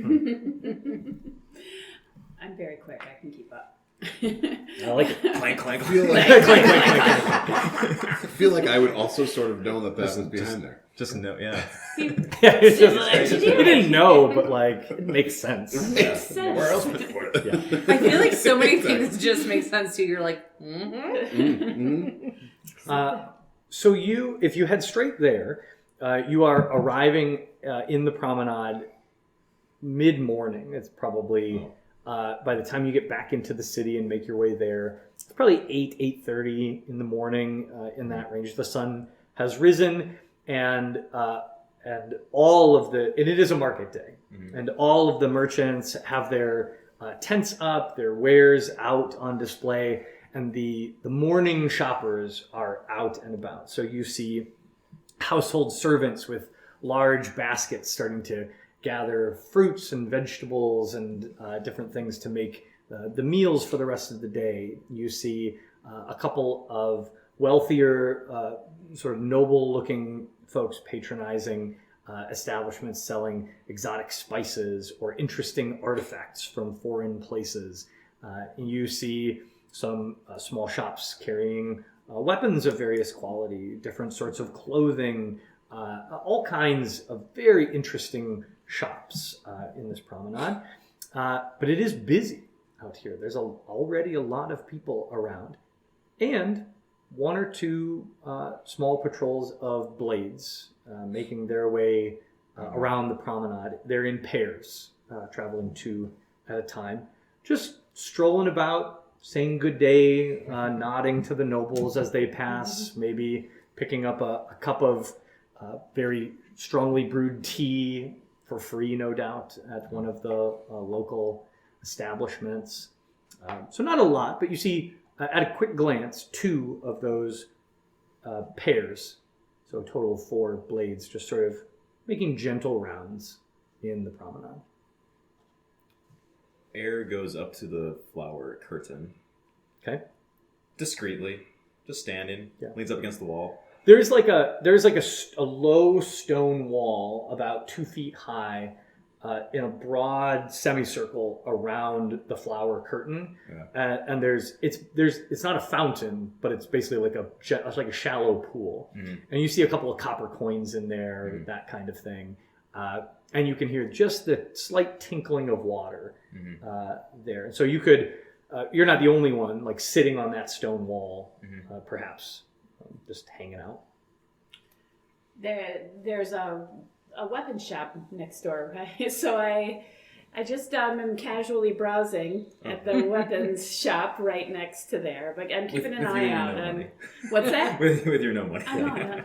You don't know that. Yeah, so the I'm just browsing. The nearest weapons proprietor to the flower curtain is a ways off, probably 50 feet down the promenade, and it is a broad red woven carpet or rug on the ground with a silver-haired tabaxi sitting sort of cross-legged in the center of it, and arrayed around them are dozens of daggers. Only daggers here, but of all kinds of different make and shape, curved and serrated and narrow little stilettos, all kinds of things. And you, knowing weapons very well, can tell at a glance that there's also a very wide array of quality here on the rug. And as you approach, the tabaxi's eyes light up and they sort of bend into a deep bow, and their butt comes way up and the tail kind of and says, greetings, warrior. Something sharp, perhaps, this day? Welcome to the Teeth. You have an incredible. You have some pieces here that are of incredible quality. And clearly you have a fine eye. Can I ask your name, Tabaxi? I am known as Nips. Nips. Sucks. No. Nips. Okay. Well, it is a fine day to make your acquaintance. Are you out here every day? Are you? At most market days, you will find Nips and her teeth. We come when the selection is right. And now, as you can see, the selection is excellent. Nips comes when you go. All right, Kat. Oh, thank you. I will be back. But today is not my day. Very well, very well. Nips is aware that quality draws a quality eye. And she will see you again soon, I suspect, Silver One. All right, so you are sitting on the stone wall. Trying to, probably taking note of the timing of the patrols, maybe. Okay. Make an intelligence check. You bet. Just straight intelligence. Hopefully it's good. 9. I feel like what the heck? this dice broken? They're weighted. So, yeah, I mean, this is They're not probably not being like. this is not a grand mystery that you're Yeah. solving here. Yeah. Basically, these two pairs of blades are endeavoring somewhat to be at opposite ends of the promenade. Like they're just Sure. walking in a big slow circle. Mhm. But they're not timing it really rigidly. This is not like they're patrolling Just the walls of casually. the castle. Yeah. This is They're not like, expecting to find anything. I mean, picture like a Brookfield cop at a farmer's market. Yeah. Right. Yeah. Like no one is expecting warfare to pop Yeah. off. Yeah. Extreme heroism Yeah. necessary. Right. This is community policing is Yeah. what's Jokes. happening here. Yeah. Like occasionally they're going to sample a beef stick or, compliment someone on their flower arranging skills. Yeah. Maybe stop and talk to Yeah. a wealthy merchant. Shake down some minority races. Yeah. A little of Or that. teenagers. Perhaps. Yeah. Was that a skateboarder? I see you. So that's it. Yeah. Like, is there a pattern? Ish. Loosely, or if there is, it's so subtle you're not picking up on it. But this is basically just going to be like, let's look and make sure they're looking away before we do anything obvious. Yeah. All right. Being just ever so slightly aloof. Oh, slightly. Go on. I think that Bottom just goes for it. Eric's trying to be Just because he's like, Very this is tactful. where we're Hops going. over It's the right wall, there. separates and goes in. There it is. See you inside. What are we waiting for? So you are going to just walk up, hop into the little shallow pool, and push your way through the flowers. Yeah. Okay. Hannah does a little, and he goes too quickly. Okay. Yeah, you do that. And you're not that big, so you don't make a huge hole in the flowers, but you just push your way through. Eric's just And shaking her head, just like. as soon as you get to the other side, you look up and set back about a foot from the flowers, which are now behind you. You see a tall, probably 8-foot tall, heavy metal barred door. You can see right through the bars, and there's a tunnel behind. And at first glance, the gate appears closed, but then you notice that there is a small stone jamming the door open. So it is just slightly barred, or held open. It is also barred. It is heavily barred, slightly ajar. So that's what you see in front of you, and the other three of you see your rock gnome friend just disappear behind the flowers. Rolls. It's gonna be her signature thing. Rolls her eyes. I was like, this guy, and then goes in after her. Okay. I'm just Can kind I- of signaling to Freya, like, there. We're going. Okay. We're Yeah. going. I'd like There's to blades there. first check for traps. Okay, let me get them. Oh, sure. So you acted and got back there. You're heading in. Yeah. The two of you were not. Wandering around the market. I'm just doing a little one of these, like, come on. Okay. Okay. So I'm going to say you two start heading that way. Are you trying to be sneaky or circumspect about it, or are you moving fast? I'm going a little bit quickly, just because they're already in there. I am very conscious at this point, given our interaction last night, of how conspicuous I am.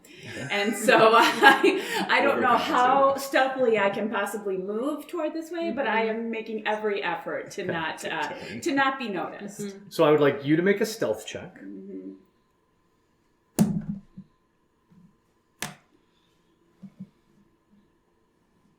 Two. Okay. Fantastic. Oh, crap! I'm sneaky!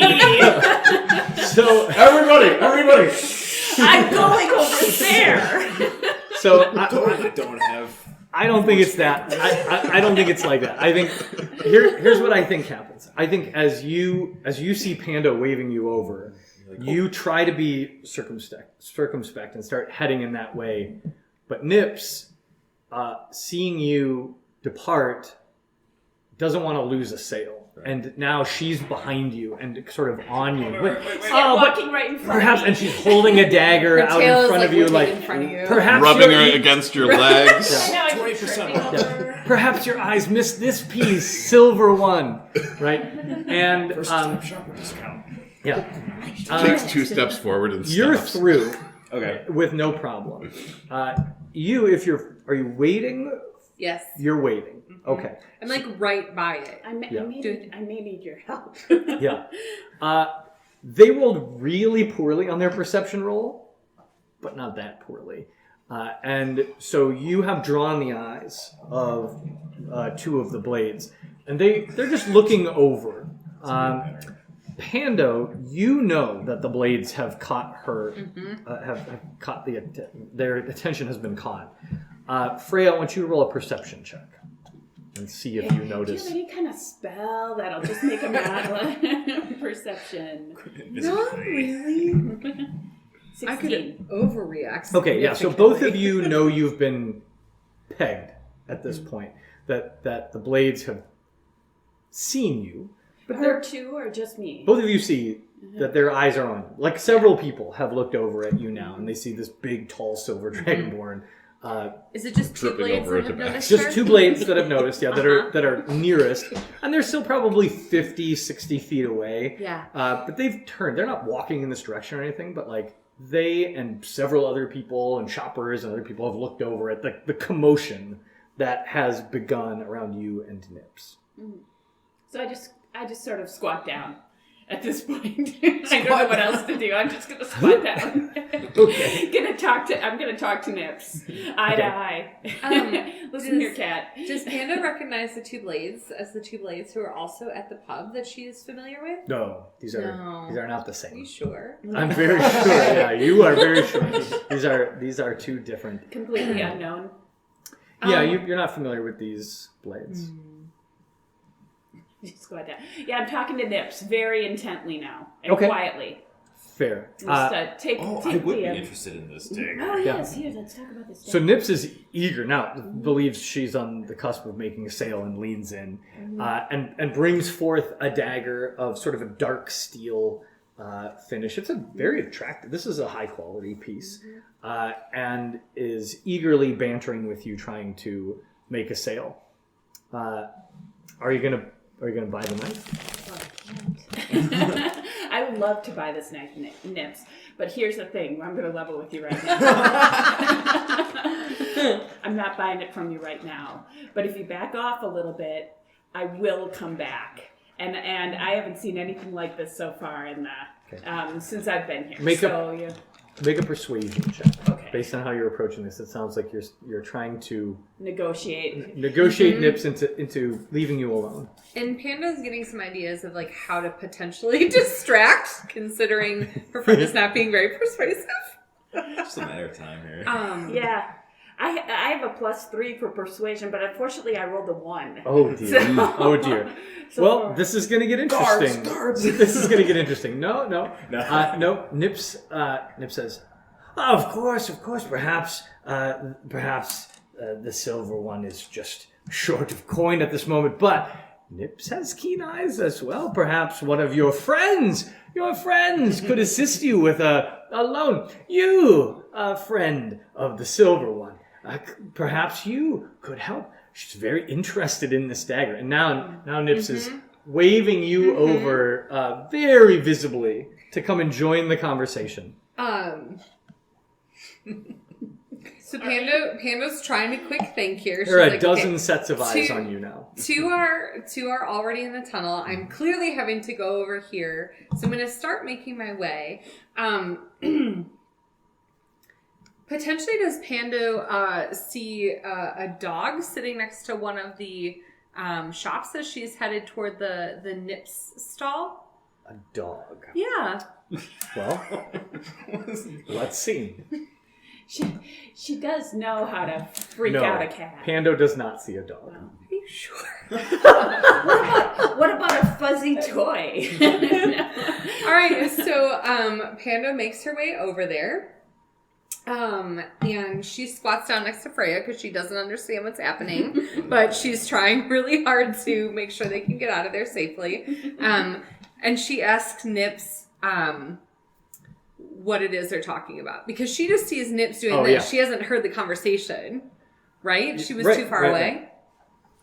So Nips says, your ladyship, this fine silver, your friend, the Silver One, has a fine eye for craftsmanship and is very interested in this beautifully crafted dagger, but finds herself short of coin. For a mere 10 gold pieces, this beautiful weapon could be at her side, at her disposal, but she requires simply a loan from a dear friend like yourself, at which point your humble servant Nibs can return to her rug and leave you in peace. This Freya's a money pit.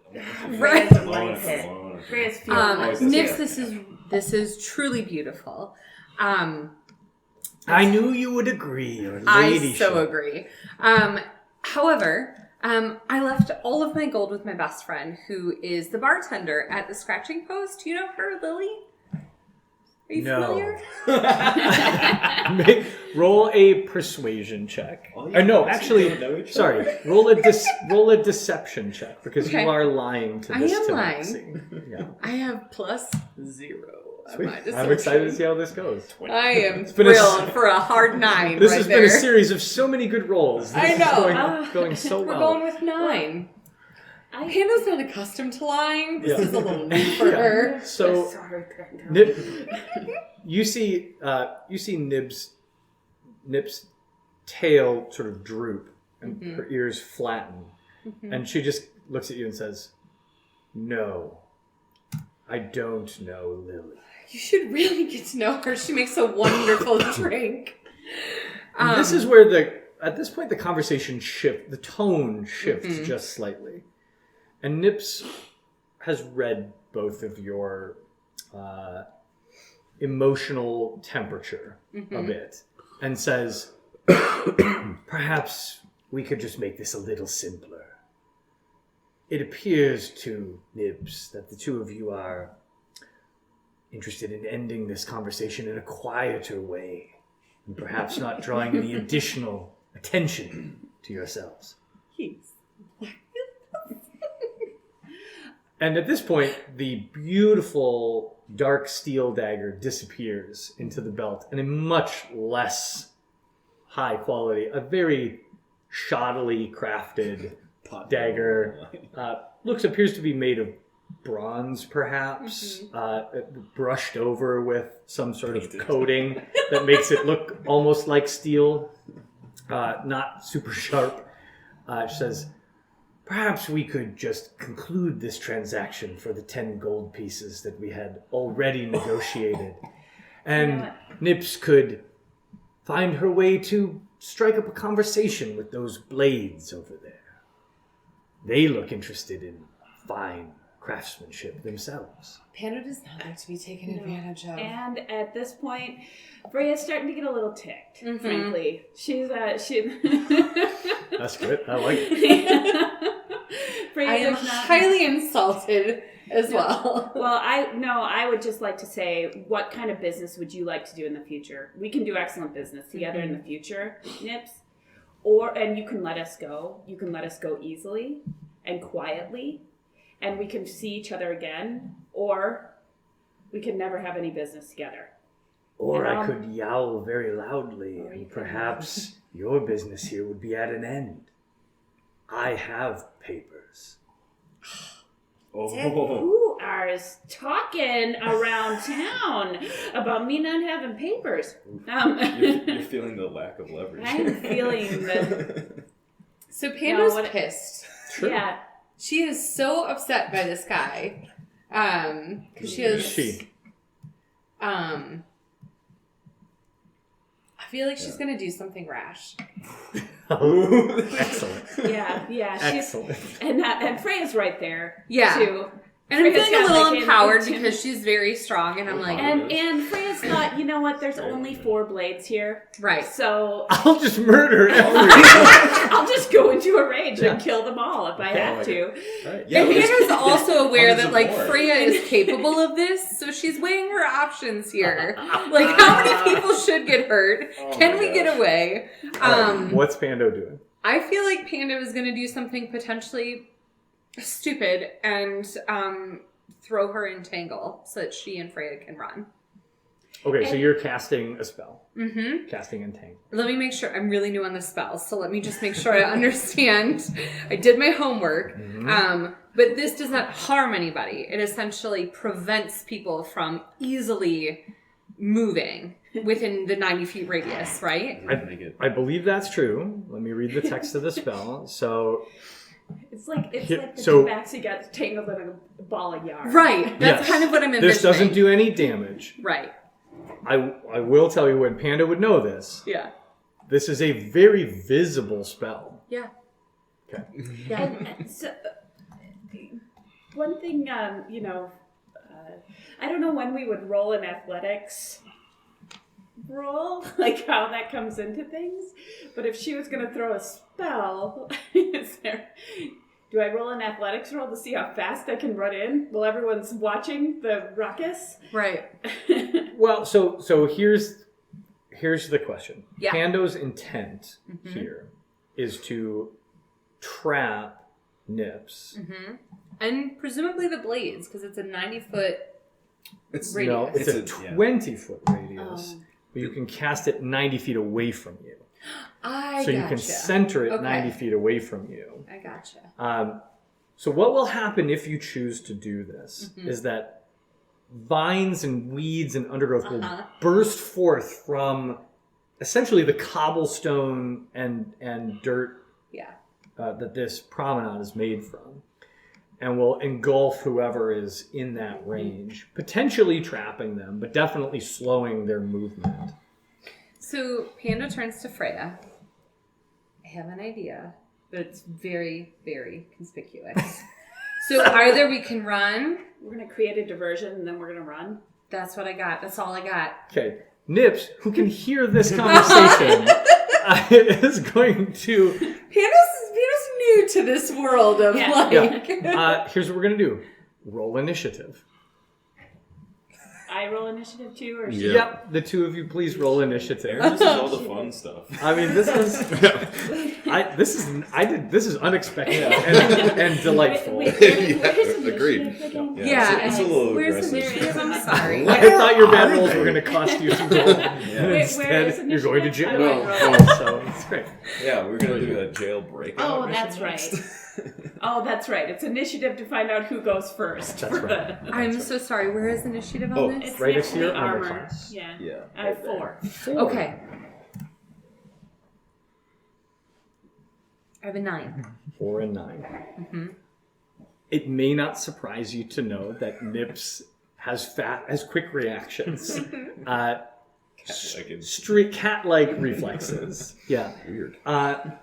And so Nips, with her 20 initiative, Stop it. acts Stop it, Nips. instantly Stop picking upon fights. hearing this not well guarded conversation.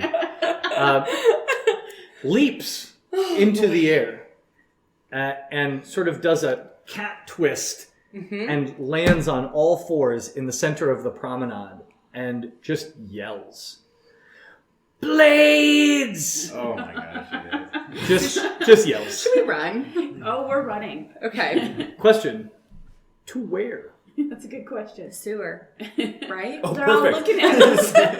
I mean, Well, that's where our friends are. you tell me. I don't know, Panda. Where are we going? We've never met these people before.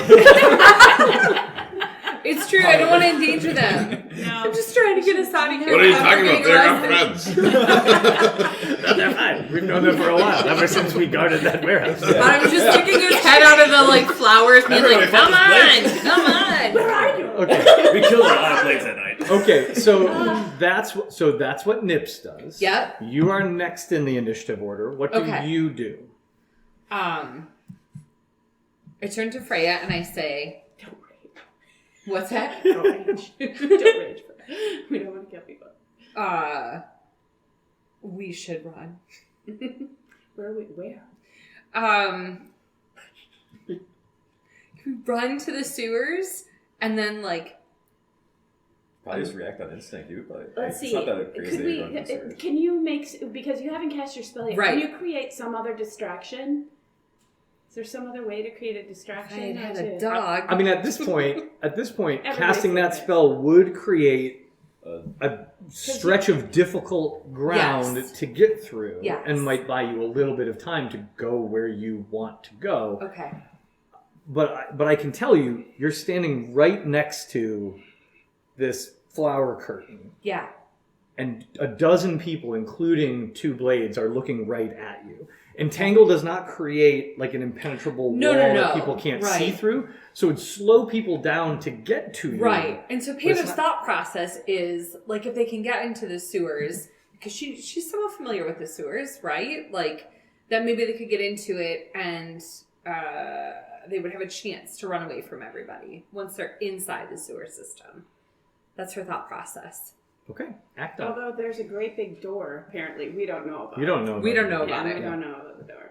Although I would know about it, wouldn't I? I don't know that you've spent a ton Yeah, of why time would in you? the sewers. Did we establish Yeah. that as canon, that you're like a sewer dwelling teacher? yeah, you're like No, a but school you teacher. go and help But it- the lower classes. Exactly. You're I just You feel spend a like- lot of time in the docks district, but Yeah. this is not the docks district. This is the Mercantile, sewers right? under the noble district. Okay. So Why?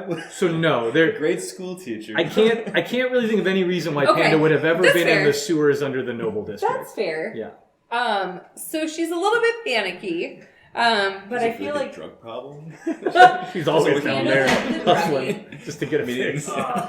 okay, so she's a little bit panicky, but I mean, I feel like they should run in that direction. I feel like I'm gonna get people killed with this. Okay, and I on don't your want turn. to. What happens? On your turn, you get to move Mm-hmm. and take an action and a bonus action. If you Okay. want. So you can do those in any order. So moving would be running, right? Yep. We can charge, or is that a thing too? Is that or am I You mixing can- Pathfinder? You Okay. in 5e, you can use your action Oh, it's a second move. Or as a something? second movement. Oh, okay. Yeah. So you can double your movement speed. It's called dash in 5e. But you don't need to do that because you're literally right next to Right. this. Well, you're like 20 If I'm feet right away next at this to it- point. You're like 20 feet away at this point because you came over to Freya and Mhm. Nips. So you have enough movement to get to the flower wall. Does Freya as well? Yep, you're both close enough to get to it within So a then I single wouldn't even turn. need to throw entangle. We could just run toward the flower wall, right? Yeah, Yeah. I don't. but guards They're are going to be all running full watching speed us. towards you Yeah. as well. Like, Okay. I mean, Why don't you? You know what? Well, am I allowed to? Yes, Say, we're you know, together. I think you know, we can discuss it. I'm really not trying to get people killed. You know, But- what I could do, honestly, what if we split up? What if you go to the Mm-hmm. flower wall? I say, you go to the flower wall and I'll distract him this way. Because I'm definitely the more conspicuous one. No, but you're gonna get like tossed in without papers. No, that 4 guards aren't going to catch me. Matt's like, yeah, okay. I mean, shoot, we're going to find out, aren't we? It Yes, sure we seems like are. we're going to find out. I just feel like you should go. Yeah. All right, Panda, what do you do? Okay, so I run toward the flower wall. Yeah. Okay, Mhm. so you reach the flower wall. Mm-hmm. You Do I need to roll anything? No, I mean, this is just your movement. So Okay. you splash through the fountain or through the Mhm. pool. You push the flowers aside. You get behind there. You see your friend Patem standing there, looking at the Big door. big door. Air is right there next to Probably him. going looking- like, looking the pissed. fuck took so Yeah, long? probably looking really pissed. What's going on? What a are little you doing panicked. out there? And then, are you taking any action? Not if I made it through the. Well, can I speak to them at this point? Would that be my action? Shout So something. Yeah. you can speak for like 6 seconds as a Mhm. free action. Okay. So you can say something quick. I made a mistake. I lost Freya. Guards might be coming. How do you lose Freya? She's like this big. He holds his arms out wide. So you still have an action. Okay. The door you see in front of you is Mhm. is obviously slightly ajar and is Yeah. being held by some kind of a stone. Mhm. We're going to pause here for just a moment because I do want to give Freya a chance to tell me what she's doing. And then She I want to doesn't give know the what two of she's you doing. a chance to say, like, as you hear commotion and somebody yell blades, if that drives a certain action in you. So, so we'll get to that in just a moment. I'm going to assume that you had an action before initiative began, but we'll get to that in a moment. Freya, what do you do as you basically tell your Tell new her to companion run. to run? Thank I'm you. still And pissed she at does. Nips. I'm pissed at Nips. So there is a little part of me too that just wants to go and get that cat. So Nips is about 10 feet away from you right Okay, now I'm in the gonna turn direction and- of the blades. I'm gonna turn toward Nips. I mean, all four of the blades, are they coming this way? Like Well, right Nips now is in only the 2 middle? blades have seen you, and they're about 50 feet away. But having heard that cry, they are obviously now making their way in your direction. And, Throws and his a, meat stick on the ground. and a crowd and a crowd of people are like turning and looking. Just to call back to our other campaign, they throw their churros on the ground. Yeah. There's always a churro. There's always a right? trio. Are people like gathering or are they like parting? Probably. It's more like the circle that humans make when there's a fight, like on a crowded street outside the bar. That's what's happening. Like a 20-foot A circle is safe forming. distance, but Yeah. I mean, I guess I'm just thinking that there is not a way that I'm going to sneak away. There's not a way that I'm going to be able, I think Freya's first instinct is like, okay, well, I guess we're going to have to fight here. This is, I'm not getting in there. I'm not going to compromise my friends by, Pando is successfully able to kind of sneak in there because people are looking at me. So I guess my action is going to be I'm going toward Nibs. I'm going toward Nibs. Okay. 'Cause What are you doing? I mean, you can get to Nibs. She's only 10 feet away. that's true. So you're there, I'm you're in right front of there. her. I'm like, you hairball damn cat. cock. Yes, you damn cat. I will get you. That's what I say right now. And I assume the blades are coming toward me. Okay, wait, but so Or, all like- you're doing is walking up to Nibs and saying I'm- angry I'm things gonna at her? say You're gonna angry things scold, at her. No, scold because Nibs? you know what, Nips. I'm gonna find Nips in the future. I can't deal with you right now, Nips. You're on but I'm my gonna list, find you in the Nips. future. No, I'm going to. At this point, I just want to make sure you understand that you have options. Yeah. Right? I just So don't know what my options. It let's- felt like no Well, option. again, Face. because Uh, some of us are newer to this, right? So let's talk through some of your potential Okay. options. So you could attack Nips okay. if you want to really kill this cat and Kind of. like, but no, I'm not publicly going to. murder someone in a No. marketplace. You Without could do that. papers. Without papers. Yeah, we're telling you lose. That's an option, but that is one option, No, right? I don't want to do that. Though there is a crowd around you, you're on a large, wide street that has intersecting streets all around it. Okay. There are market stalls and rugs and stuff like that, but it's not like you're walled in. Like there are multiple avenues Ways that to you run could down. just start charging down a street. Okay. There are shops you could duck into. Sure. Now, whether that's useful or not, you Right. could charge Not doing any at more shows. you could charge at the blades. Yeah. But like on a given turn, you can move. I'm guessing 30 or 35 feet, something like I that. think I'm 30. You can take an action, which for you would be generally making an attack, Yeah. or you can use that action to dash, which means to double your movement speed. So, or you could Okay. do something that I'm not even thinking of, like Okay. try to intimidate people or create some kind of other weird distraction. Like there's any number of things that you could do here, but you don't have to just stand there and wait for blades to come to you. Like there are Okay. tactical choices that you could make as a So there are Or you actual should cut off storefronts, half not of just the- like rugs with Yeah, things so- in them? whiskers. I So was sort of lining the thinking street She can Yeah. only shops. list to one side. Okay. that have actual storefronts, Okay. like doors you can enter, and then Okay. out front of those storefronts Like on the the rugs promenade, there are with- like rugs and tents and things like that. Yeah. I guess I. So it's a very busy area. The fact that a dozen odd people are looking at you and guards are heading your way doesn't mean that you're like Right. trapped in a circle. Like this is a chaotic marketplace. There's a lot Okay. going on. Actually, then, what I think I'll do is I am going to dash. And I'm gonna go back behind the stalls. I guess, did we come up? I don't know if we came up through alleyways or something, but at least I know, like, I'm going to dash out. Okay, so you're leaving the promenade on a side street. Yes. Okay, very good.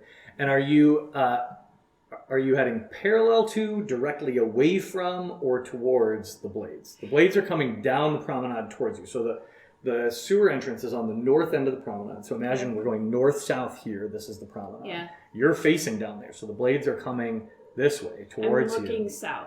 You're looking south. And the blades are are coming toward me. towards you. Nips is right in front of you. The blades are another 50 feet that way. You've got a road, a street to the left, a street to the right. Yeah. You've got streets up this way. I'm going to turn around and I'm going to run down to a street that would be like toward the north. Because in my head, I'm gonna like run around in like a circle and maybe come back. Okay, fair. So you cut hard to the right and you start running, and you're gonna use your action to dash. So double your movement speed. Yeah, double my movement speed. Okay, very good. And your movement speed is 30. Yes. Okay, very good. Does everyone have a dash? Mm-hmm. Yeah. So that you basically what dash means is you can use your action to do movement again. Okay. To get an extra movement. All right. So you start charging down the street to the right, and behind you, you hear Nips cry out, "That way! She's gone that way!" I'm gonna get that cat. And so you head down, and you're almost immediately out of sight of those blades. And about 40 feet down the street, there is a right-hand turn that you can make, or you can go straight ahead. And it sounds like you're wanting to make a big circle. Yeah, I do want to kind of make a circle, circle back. So you cut to the right, which means you've got two corners that you've gone around. We'll come back to you in a moment. Gentlemen, gnome and lady, you are behind the curtain of flowers when you hear a commotion, and most specifically hear a tabaxi voice cry out for the blades. What is your reaction? What do you do? Well, I was just gonna say I would like to first look at the. I don't know if we ever took a second to actually look at the gate. Well, so that's what So you Potham certainly- first through was going to, check for traps on the right. gate Roll itself. an investigation check. Ugh.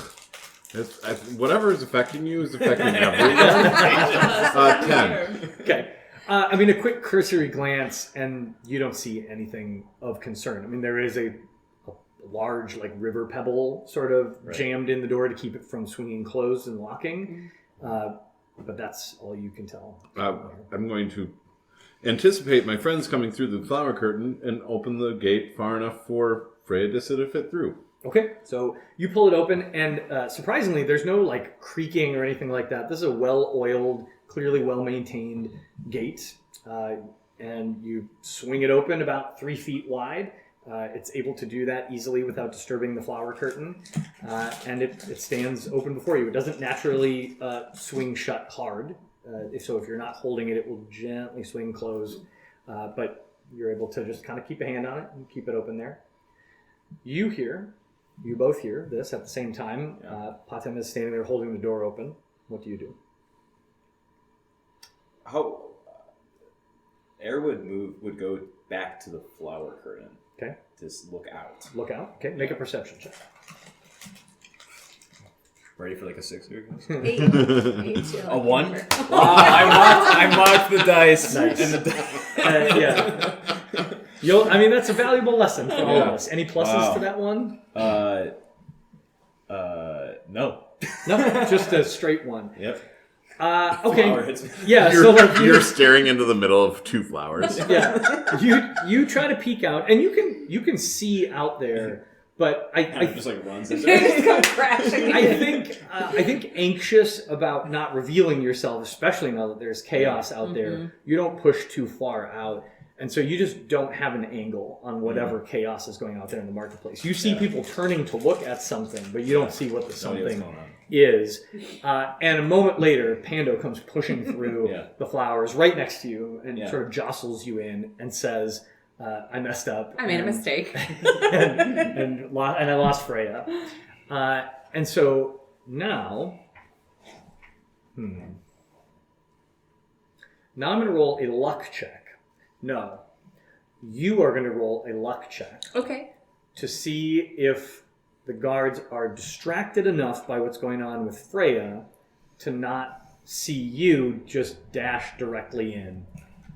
So luck. There's Is no that luck. just? No, Is that just so- D20? Yeah. So all a luck check is just roll a straight D20, and I'll tell you what happens. 20. All right. Well, Finally. turns out you're very lucky.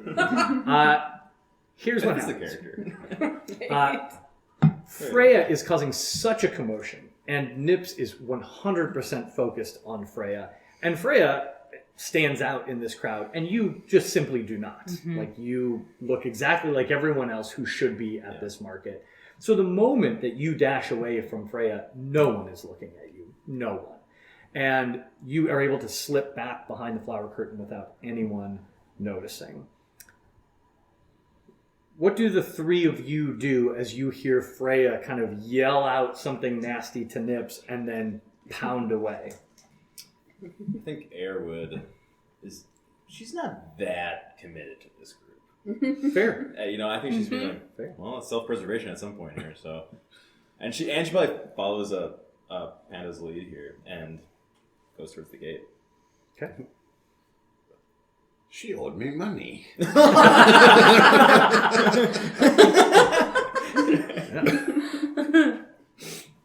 Okay, so you're all proceeding inside the sewers? I mean, unless we want to run back out. I think. I mean, I would say at this point you feel safely unnoticed, and so you can have a quick chat and decide what you want to do. I have no opinion one way or another, but we need to know for the narrative. Yeah. Yeah. I feel like Air would follow. It feels like if you're so committed to already running away, be like, well, there must be something worth running from. But we can go back out there. Yeah, so I think Panda's having a moment where she's like, okay, we're all safe in here. I'm hearing Freya screaming out there. I know what's going to happen if she's caught. And so I might ask if we could, take a beat and just, wait here for a second to make sure that nobody is following us. But then I would probably be pretty interested in just making sure that she's okay. Okay. How do we So manage this? let's go to our next. Who would be following us? Let's go to our next round of initiative. So I just need to do the mental math in my head here. So the guards, I know where they've reached. Nips is not pursuing. Has any interest in that? You can hear the pound of I want us to footfalls come back and get that cat. in the side street behind you. And in front of you, there is a street that extends for probably another, it extends for quite a ways before it hits a T. But before that, there is an alleyway that goes to the right and left again. Would you run straight on for your full 60 feet of movement to reach that T intersection on a major street? Or would you turn right or left at this point?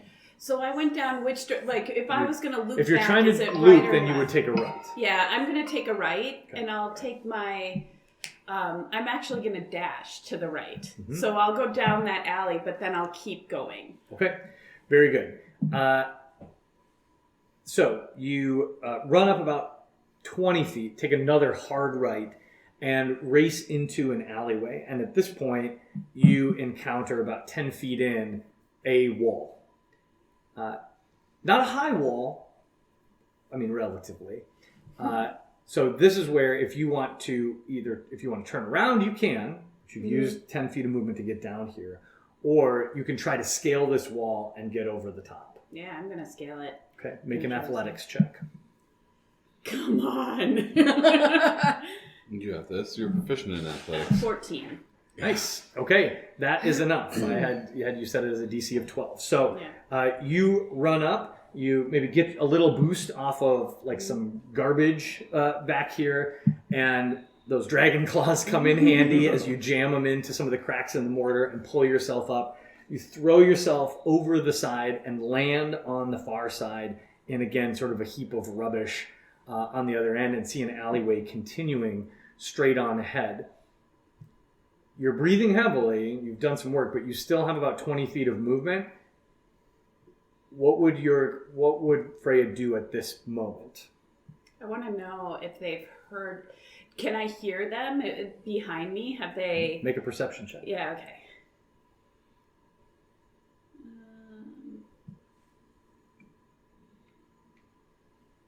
3. Okay. It's noisy. The blood is pumping in your ear holes, and you're not really sure.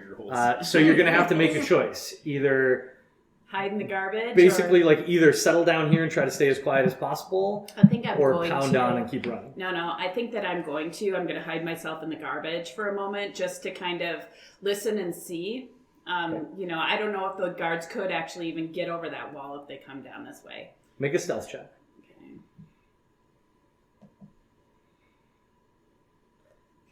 6. Okay. Damn it. Well, You just had to talk to that cat. Just had to talk to that damn cat. so yeah, you try to stay still, but you're breathing hard.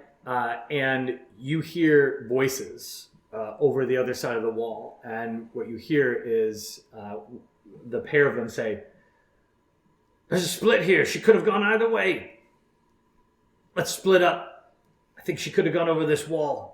You go up and go around." And you hear bootsteps running towards the wall that you just scaled. Mm-hmm. What are you going to do? What do I have available to me to still do? Like, do I have movement left? Well, I just what's your intent? It'll be your turn here again. What is my intent? What do you want to do? I'm not sure. You know what? I'll probably, because it's going to take them a little bit to get over the wall, I'll probably just run for it. Okay. So you dash off down in the direction you were going. And as you reach the end, there's again another turn to the right that will now take you back towards the promenade. Or you can go on straight or to the left. Are you going to go back to the promenade? Yes, but with care. So I'm going to run down. I'm going to run down toward the promenade, hoping that they would think that that is not the direction that I would be wanting to run. It's Fair. back toward where I came from. Are you dashing again to try to make as much distance as possible, or are you going to whip around the corner and then try to be quiet? I'm going to dash. Okay, so just running full out. You make the turn, you keep running. You hear behind you sort of a scuffle and then a thud as the guard lands behind you, and then you can hear the boots as they are continuing to stomp behind you. You make it back into the promenade, and as you re-enter the promenade, you're now on the other side of the flower curtain from where you left. You can see it in the shallow pool off to your right. You can see the crowd arrayed out in front of you, and as soon as you charge into the promenade, a few people turn and look at you as a silver dragonborn charges back into the promenade. And though they are not in sight yet, you can hear the guard running behind you, the blade. What are you going to do? I'm gonna sidestep over to the flower curtain because I know I gotta get there anyway. Okay. I'm just going to the flower curtain at this point. All right. I tried. I see you like run in and stop, and everybody turn to look at you, and you're just kind of nonchalantly like. Are there? let me ask this: there are probably 3 people, like merchants and shoppers, who have just turned and looked at you as you run in here, and are like looking right at you. Are you just ignoring them and running I'm going to past? smile and curtsy. Okay. No, it's an interesting And approach. then just Make a persuasion check at disadvantage. So I roll, feel like it's Just not one time? unrealistic for a persuasion. Not everyone gets just involved. so roll roll it one twice time. and tell me the lowest roll you get. Yeah, these merchants might be like, you know, What maybe they get pushed around by blades, and they might not be inclined. That's not even much better. That's real bad on all counts. Okay, and then you run behind the flower curtain. Yeah. So, reunited. Can I ask how long that took? So good.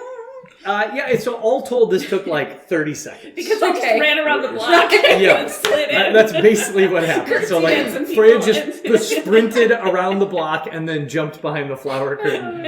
And as she leaps behind the flower curtain, you all look up and see her, and she says, Let's go now.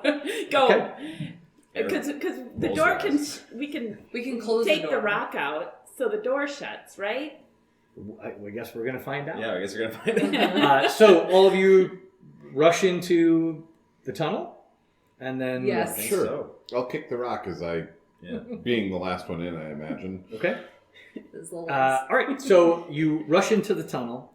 The door clicks behind you, and it is closed. And now what? I think Air would check to see if it was actually locked. Okay, so Air, He at least gives it a yeah. it gives it a yank, Yeah. and it is it has It locked. appears It has locked. locked behind you. You would have certainly noticed that there is a keyhole on the outside of the and on the inside on both sides. No key is present, but it has locked behind you, and you are then what? Hanging out? Oh, Oh. actually I have something else Air does. Okay. She has a lock picking kit. So she takes one of the lock picks, Okay. jams it in, breaks it on the outside. So that All right. I was gonna say, do we have On the something outside. to Okay. do? I want you to make a lock picking roll. Sure. Are you proficient with Yes. lock picks? I am. Okay. Then make your roll with proficiency. So Yeah, is it proficiency So it's- or is it Dex plus it's proficiency? Dex plus proficiency. Okay. Finally, something decent. So it's 16 plus Nice. 2, 18 plus Dex, right? So it's 20, Yeah. but not natural. All right, excellent.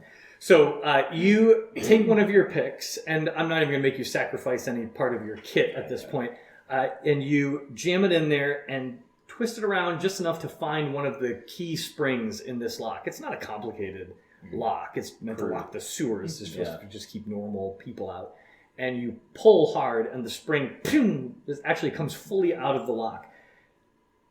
This lock will never function again. Hopefully we have another way out. Yeah, that'll be interesting. Yeah, we'll see. That'll be another interesting thing.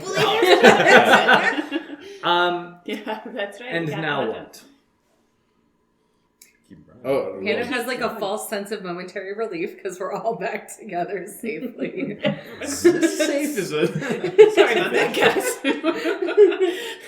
Potham is generally confused at what's going on, but he feels like he needs to hide at this point. Yeah. Well, there's a fairly long tunnel in front of you, proceeding into darkness. I mean, that's where we needed to be, anyways, right? When on our search for Tom Boot. So I'll remind you what you all, well, at least what Freya definitely knows, which is that there is a blade less than 6 seconds behind you, and this process took a couple of those seconds. Mm-hmm. So is the group taking a collective sigh of relief, assuming that they're safe on this side of the No. barred wall? No, or like are I we said, it was a momentary false moving? sense of security for Panda. We're heading down. We're heading down the hallway, right? Yeah. I mean, Yeah. We're heading down. Yeah. All right, excellent. So you move quickly Mm-hmm. down the hallway, and it is only moments later that you hear a voice shouting down the tunnel behind you. "You're not going to get away!" But then you hear rattling of bars, and then perhaps over this person's shoulder, you hear, "Sergeant!" And you're able to move away, and you hear noise behind you, but it continues to get softer and softer as you make your way down the tunnel. Let's take a quick. We're back to it. So ahead of you stretches this dark tunnel. Now, these are sewers, and yet they're very well kept, which sounds strange, right? But in the Elden Empire, anything that serves the nobles is incredibly well crafted. It makes use of all of the fantasy high tech, basically elven magic. So these are not like disgusting sewers. They are very well designed, well crafted municipal sewers. There are There's Potham lets everybody know this. Yeah, oh yeah. He certainly admires it from the first moment. There are comfortably wide walkways along both sides, made of well-crafted stone. There's a channel for water kind of flowing out. Now it's still a sewer, so that is sewage water and rainwater going past. It doesn't smell particularly great, but this is the equivalent of it looks like in our world what you would consider like a well-made subway tunnel. Right, that's kind of what it looks like, and it is dimly lit. So at about 30-foot intervals, there are small magical lanterns set into the wall with just gently glowing yellow light. So it's not brightly lit in here. It's not like daylight, but there is some light to see by at about 30-foot intervals. Just to add a little story flavor, upon smelling the sewage, Potham reaches into one of his pockets and pulls out a small little trinket, does a quick little couple of twists and turns, and it starts emitting a pleasant smelling odor. Oh, Thank you, Pata. Magical tinkering at its best. Nice. I like that. Very good. Febreze. What kind of smell is it? Well, it's Floral, or is it baked it goods, smells or- exactly like that hand soap that's in the bathroom. that's Okay. a good smell. Yeah, Nice. Hawaiian breezes. Nice. I like it. All right, so you all proceed down this tunnel, and for about 200 feet. So you're walking for a good a minute or two, let's say, before you come to the first split. So the path continues straight on ahead of you, and then there is a new pathway that heads off to the left. Are you going to? What are you going to do? We were given no direction on this, were we? I don't think so. No, can Just I do find the kid. like I don't know if it would be like a perception check, but something that would maybe like Orient. yeah, Where to we like are in what the would city? be I would also like to do an investigation check. Okay.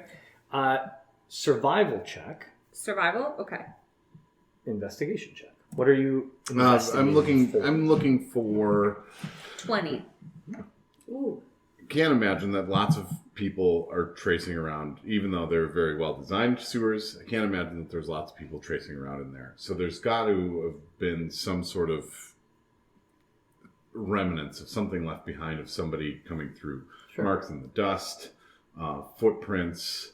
So like some moss or something that is disturbed crossing the sewer line. Okay. Make an investigation check. With your 20 survival check, you are able to immediately get your bearings. So the path you have been on for 200 feet or so is headed due north, straight as an arrow, which means that the path to your left is heading west.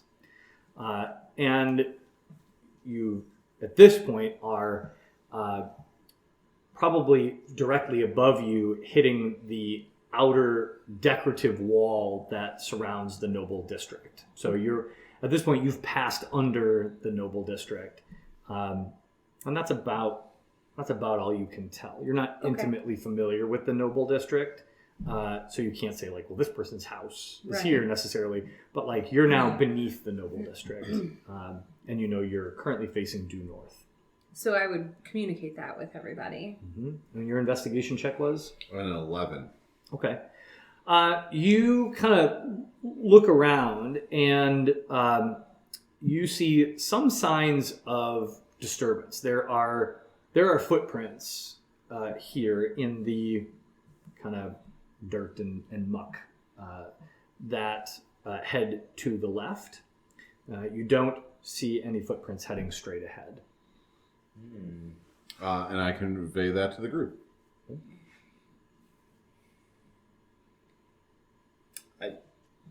Looking for the room. Should we go left? The signs are pointing left. I'm feeling a little like I got my ass kicked today. I feel really bad for the group. Yeah, let's go left. I feel like the I entire 200 feet that we were walking, you were like trying to explain what was going Yeah. on. It just sounds like I complete just feel like I nonsense. It's just can't like, what is do what happened? Yeah, okay. Backseat, it was on my case, it was so This annoying. horrid cat started screaming and yelling. But I I'm winked gonna at these kill merchants. that cat. I'm gonna kill that cat. Winked at these merchants. Okay, so you head to the left. The path gets a little winding at this point. So about 20, 25 feet ahead, the path cuts sharply to the left, 90 degrees to the left. And then you proceed another 20, 25 feet, and it cuts sharply 90 degrees to the right.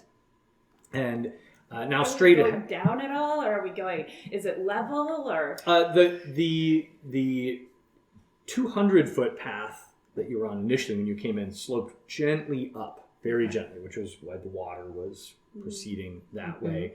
And you're still sort of gently on an upslope here as you go deeper and deeper into the sewers, but almost imperceptible. It's a very gentle slope. You're not like climbing stairs or anything like that. So you followed to the left. You took another forced left as the path continued, and then a forced right.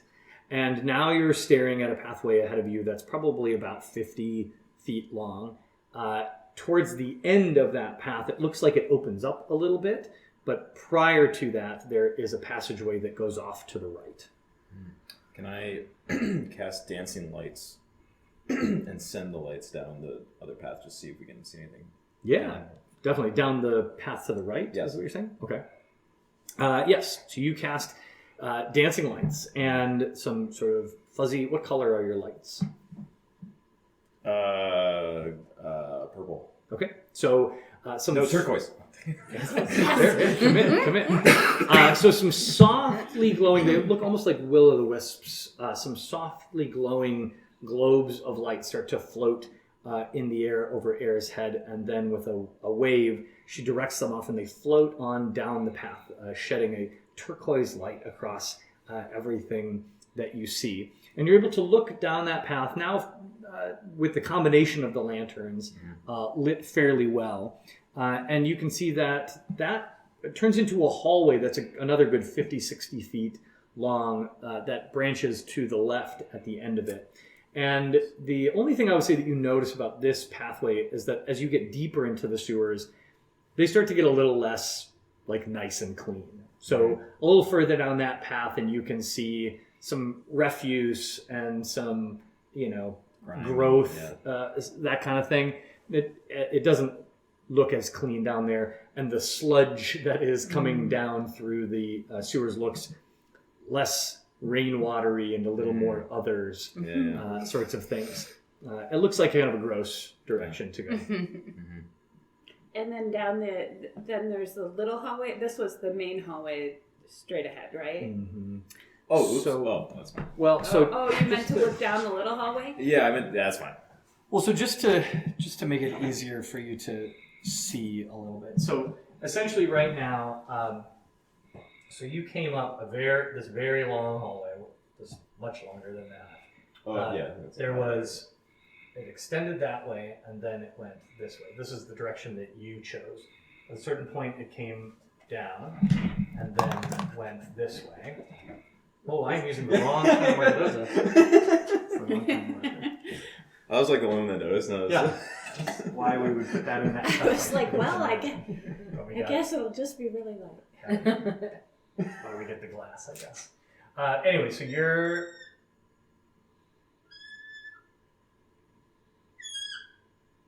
So you've come to a place where this extended forward, and you sent your dancing lights down this way. Gotcha. So this is the kind of where it starts to get grimy, and then up here it appears to open up here a little bit, but you're like here. Yeah. And it's about 50 feet this way, about 50 feet that way, kind of what you're Can seeing. I do the same thing that I did before and just take a good look around for anything that I... I'm almost afraid to roll my dice. Oh. I know. 10. No kidding.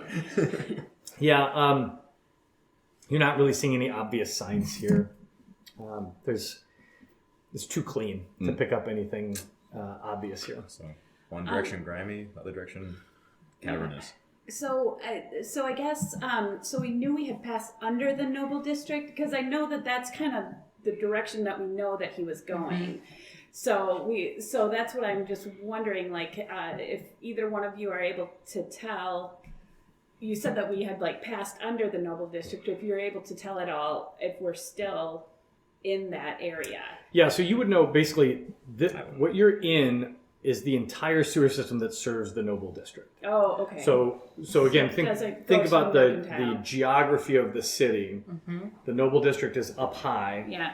And so its sewers are on the same level as the Mercantile District's buildings. Okay. And then the sewers of the Mercantile District are on the same level as Got the it. docks, and the docks don't have a sewer system Yeah. So that if you we're know of. in the sewer system know for the nobles, should we at this point be looking for a way out? Because we need Yeah. to get into a noble's house with our conspicuous looking group of people. Of people that have trudged through the Yeah. sewer. Hello! Can we enter? We've proven to be a very stealthy group. We're the They ones from sort the of toilet. smell bad, but then they also kind of smell good. There's like a It's a weird thing going on. It's a weird vibe.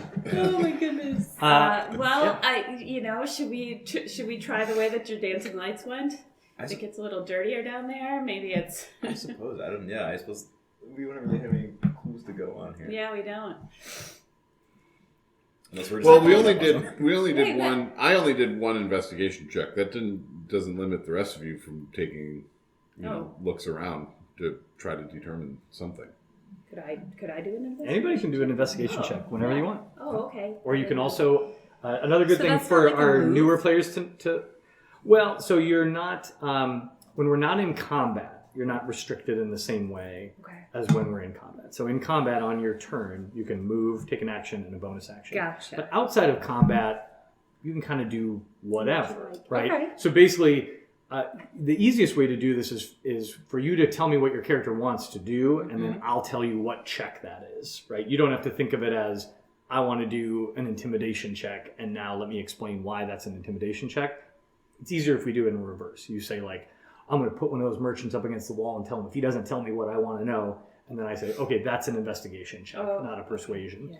So if you're like, I want to help, Intimidation, I yeah. imagine. So if you're like, I want to help Potham look at tracks, then I'll tell you what to roll. Yeah. You don't have to worry about that. Yeah, I am really taking a clue from Potham here, and especially because it seems like he usually has a pretty good sense of something going Where he's so- going.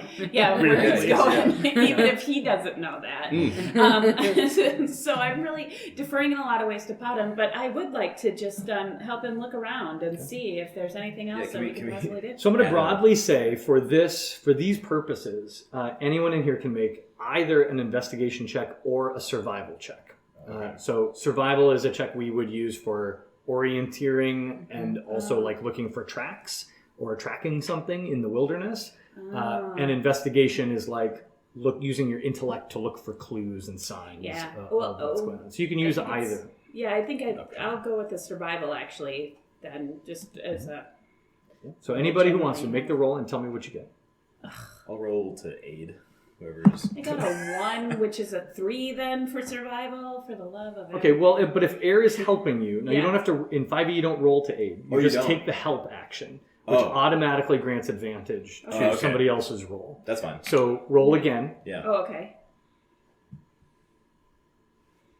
17, 19.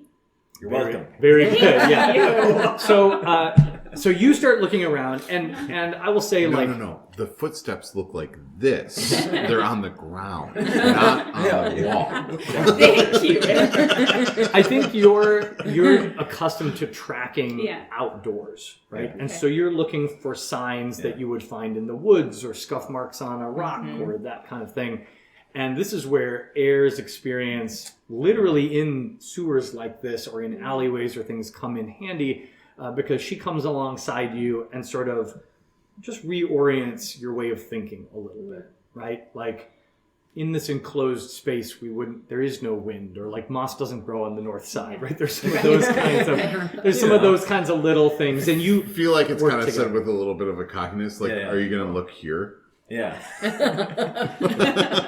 Rolls eyes. Try this. moves a brick out of the way and there's a footprint underneath it.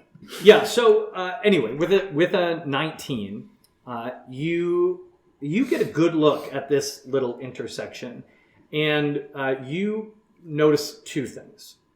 So heading north down the corridor where the dancing lights just proceeded, you see tracks, but not people tracks.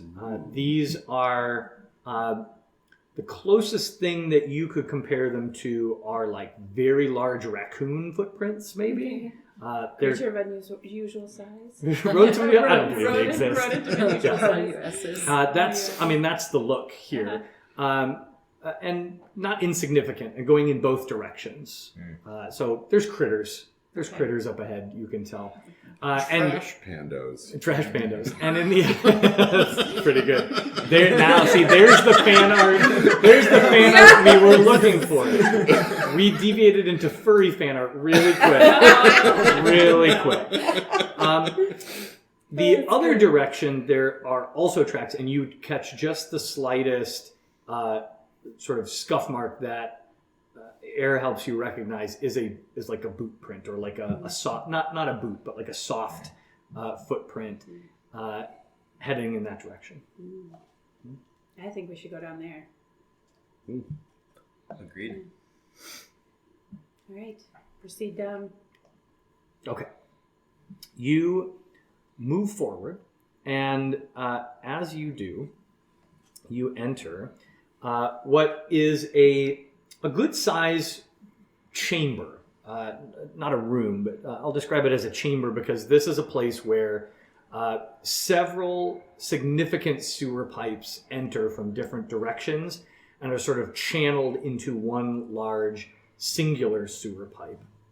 And there is, in the floor of this chamber, and the chamber is probably 40 feet across, a big 40-foot square. In the center of this chamber, there is a heavy metal grate about 15 feet in diameter. And the water seems to be pouring into this big central drain pipe, gathering a lot of that water. It's very damp in here. There's a very heavy smell of water, and there are pretty significant pools of water in different parts of this chamber as well. And most significantly, well, first, let's get your minis out, if we could. I'd like you to place them on this side of the chamber.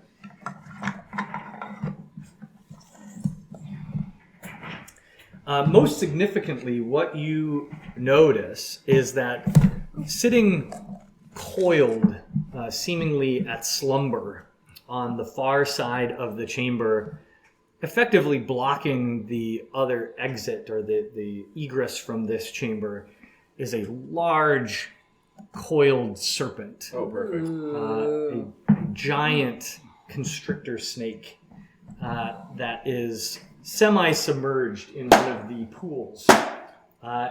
And as you so angry.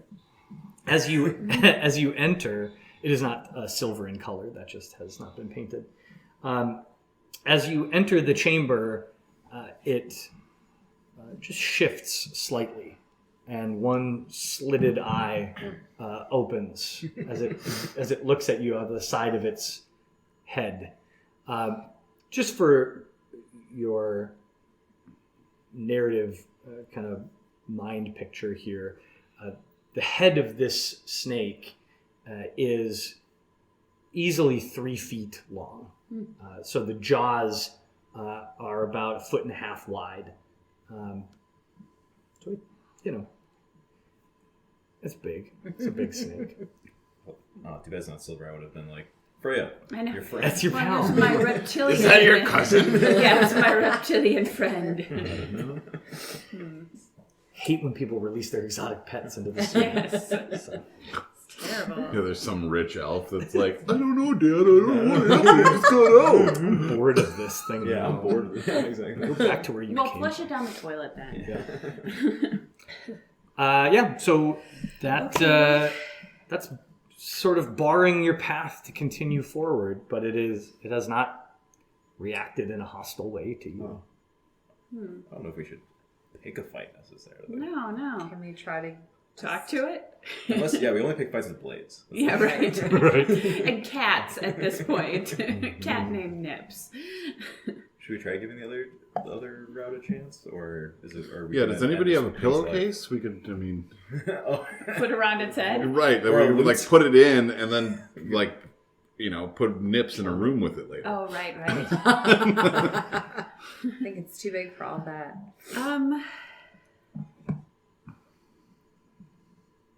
Okay, so I guess I would just like to. Could I do an investigation check? Here to see it is as I'm going to slowly advance toward the snake, the serpent, just to It has to be friendly with you. kind of see what it does. If it looks like it's menacing, if it's Or do Sure. we make it friendly? So you don't have to make any Through the check for telephone. that. Okay. If you're just going to move I'm towards just gonna it. move toward it. Just How to close? See. Initially. Move me like let's see, like 3 squares. Yeah, there There? we go. Just to see what Okay. happens.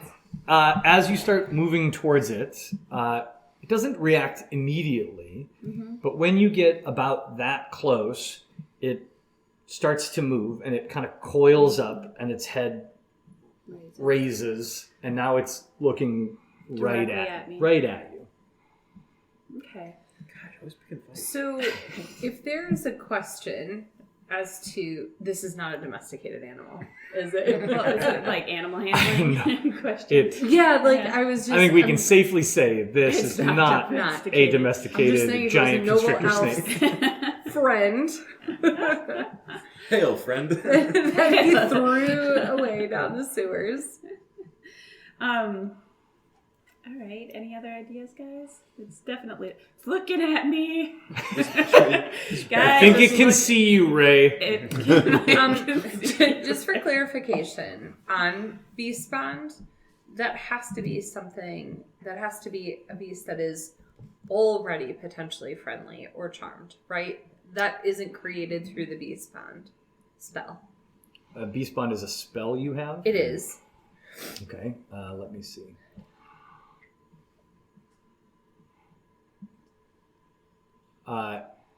Yeah, so it already has to be charmed Yeah. or your friend. That's how that works. Okay, Yeah. just making sure. Mm-hmm. Thanks. No problem. So what are we doing, pals? Alrighty. Bottom. There's a snake in your way. You got any tools in your? We could shoot it with lightning. So That so sounds far, like a Are we just just take gonna it end off. this snake's life here? Yeah. So far the snake hasn't like It just kind of coiled up wanted and stared at right, me. right. If I sort of walk the other way, will it keep looking at me? I could try walking this way a little bit to see if it tracks me. Sure, it super does. Okay. Yeah, I mean at this point, this It's very fixated big on snake Very saw you approach, reared up, and is staring at you. Totally, Like completely. it focused appears to on have me. identified you as a threat, Okay. and it's paying very close attention to you. Snaky. It's okay. Forget such a liability. Right. I'm Just every turn. every turn.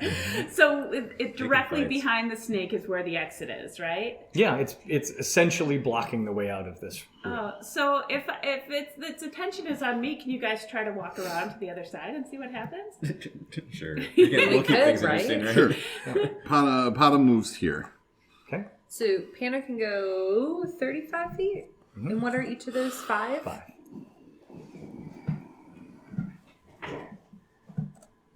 We can do diagonal. Yeah. Very generous of Matt as a dungeon master, by the way. Yeah. Okay. Okay, still locked on Freya. Okay. Oh. Yeah. Just leave Freya. Very interested in Freya. All right. Except I owe him money. Okay. 5, 10, 15, 20, 25. At this point, Potom has made ready his phaser. Okay.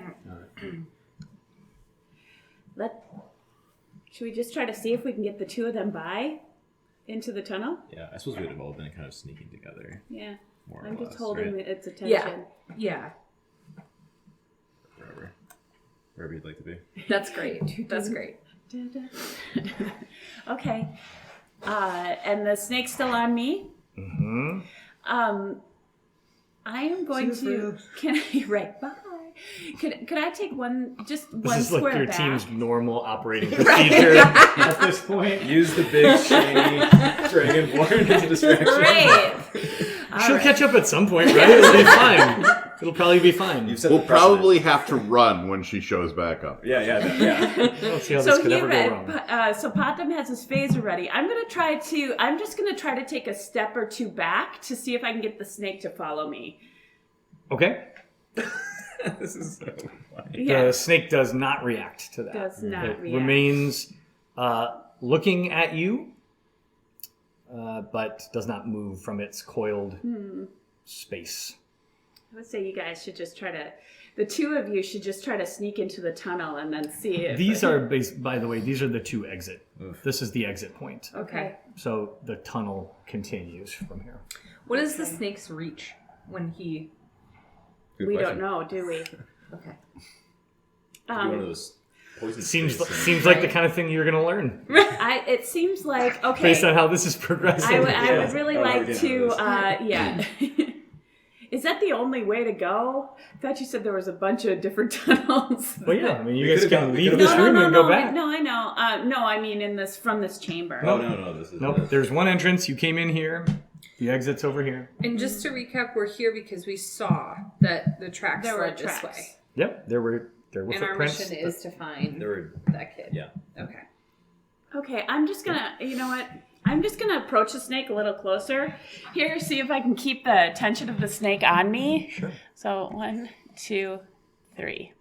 Yep. The snake is very much paying attention to you. Okay, just to me though, not to them.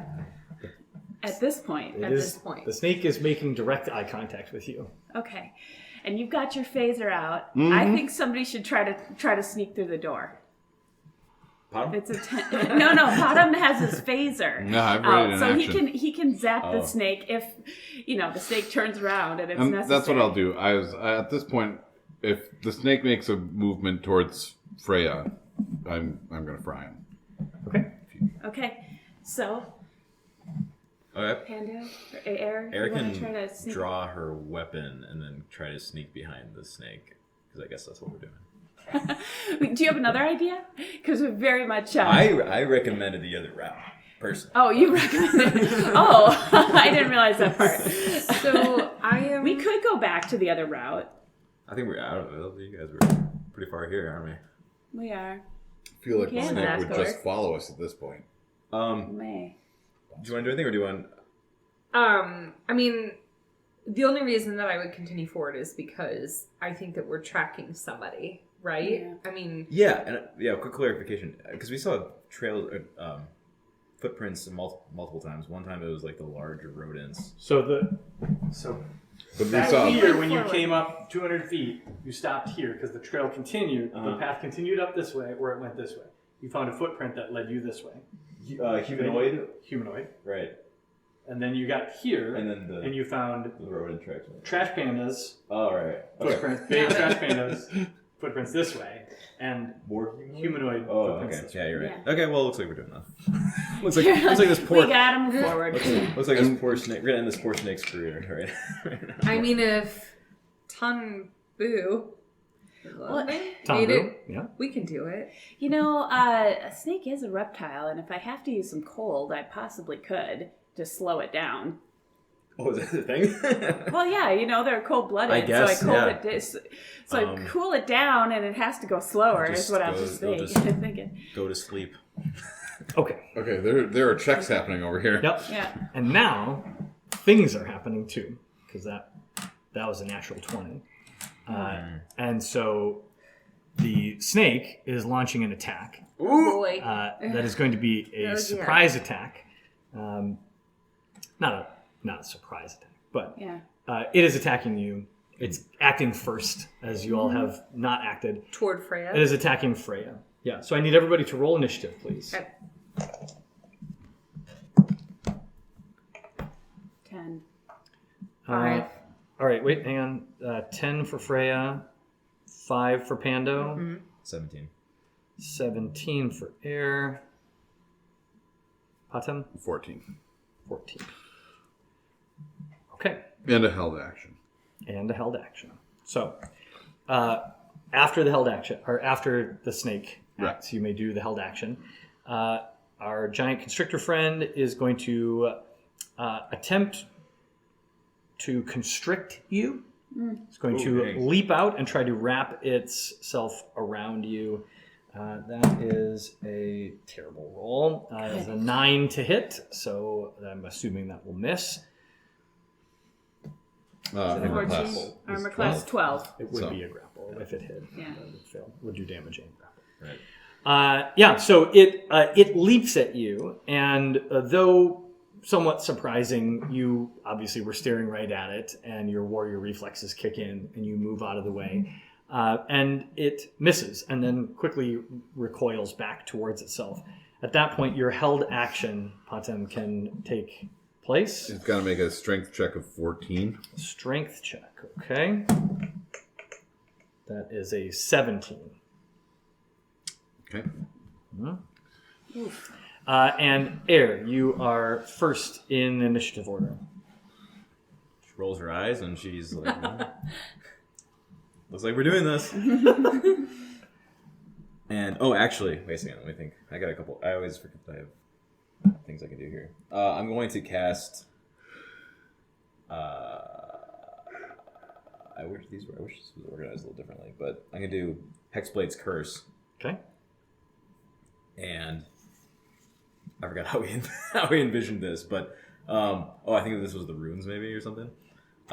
She points at the snake and makes a motion with her hands, and the snake is now cursed. Okay, very good. Yeah, so I think what I recall, and this is not what I wanted to have with me for this, but That looks like a cursed snake. yeah, it's cursed. I think what I recall is that like glowing writing Right, appears that's on the skin Oh, right, and then sort of settles in and becomes dark. And so yeah, now the pattern on the snake's back is overlaid with some glowing writing. And yeah, it is it's a cursed snake. And that's it. Actually, I guess that's all I have. Yeah. I mean, I guess I could move, I suppose, but Hexblade's Curse is an action. oh no, sorry, it's a bonus action. See, this I Oh, need yeah, to be okay. better at life here. Okay, I'll move and I'll stab this snake in the face. There it is. That's the right. stuff. That- Yeah, that's the stuff. Yeah. All right, very good. Make your attack. Yeah, I'm going to attack actually as a cantrip. Which I believe I can do. And I'm going to do Booming Blade. Okay. And I'll roll. I see I have to keep jumping back and forth here. 12. 12 just hits. Ooh, thank gosh. It's a big old snake. Okay. So that's 4 plus 4, 8 plus something else. 10 damage. Okay. So And the effects of Blooming Blade, remember. If the snake tries to move, it takes another D8. okay, very good. Yeah, so big slash. You race up, and you see this sort of. The rest of you see this sort of nondescript short sword in Air's hand flash out and slash deep into the side of this snake, and you hear kind of a deep as a concussive force passes through the snake as well. It kind of shivers. And with that, it is the snake's turn. I was gonna say, I actually have I actually wrote a description for the sword too. I feel like I wrote all this flavor text, and I feel like I gotta use it. Tell us about the Yeah. sword. Yeah, We're gonna yeah. know about the sword. Okay, it's a tarnished short sword, and made from blackened steel. This once elegant blade is now tarnished and marred after years of neglect. This generally unremarkable sword features beautiful but crude etchings and a handle made from rosewood and weathered leather. Ooh. Nice. Alright. like it. Nice. All right. Big Snake, now cursed, is going to turn and lash out at you, That's not necessary. the bringer of pain to it, and it is going to attempt to constrict you as well. Mm-hmm. That's a natural 1. That's really bad. So it super misses, and that is all it can do. Sucks to suck. Yeah, it sucks to suck. Patem, your turn. 10 feet. Let's go 15 just to get out of from behind my friend, and we will. As he's doing that, he gives the phaser a little shake and kind of taps it on the side, levels it, and fires again. Okay. And so this is a strength saving throw. Yeah, 14. Oh, It's only a 9. Up. Nice. So it's a failure by the snake. 5 points of damage, of lightning damage. Okay. But I think. Oh, never mind. I was gonna say if you pull him and then it'll combo with mine. Oh, that's right. But That it does doesn't, have I a. think. That's the whole point of lightning lure, I think, is that you pull them. You create a lash of lightning energy that strikes at one creature of your choice that you can see within 15 feet of you. The target so I don't think I was in range before. Actually, cool. Probably why you missed. It was probably why I missed. The target must succeed on a strength saving throw or be pulled up to 10 feet in a straight line towards me, doing 1d8 lightning damage. Oh, well, so it's not might be, it is. Yep. So it is now, the snake is now here. But I do not believe that forced movement triggers No, it doesn't. I just these looked it up, things. Yeah. unfortunately. All right. So now you got a big snake right in front of you. Yeah, I sure do. Cool. And that's me. That's it. All right. Freya. It's still not like an opportunity attack though, because it still leaves. Is that just because No, it's not again, forced movement doesn't period for all generate. those things? Yeah. Okay. Two-weapon fighting. Yeah, I mean, I might as well rage.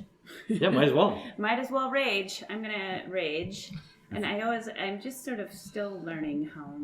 If you run up to this point, you're flanked. Yeah. So yeah, I'm going to rage. So I might just need a little help knowing how my rage works a little bit. So Right now, your rage basically just gives you extra damage. Okay. And it gives you advantage on like strength related. Right. So I'm gonna move up, and I'm gonna use my great axe on the snake. Rage. You have the snake flanked right now, so you get to roll at advantage for your attack. So Okay. roll twice until that's you great. the highest. Okay. Here. Oh wait. Is that a rule throughout the game Mhm. that if members of our party flank?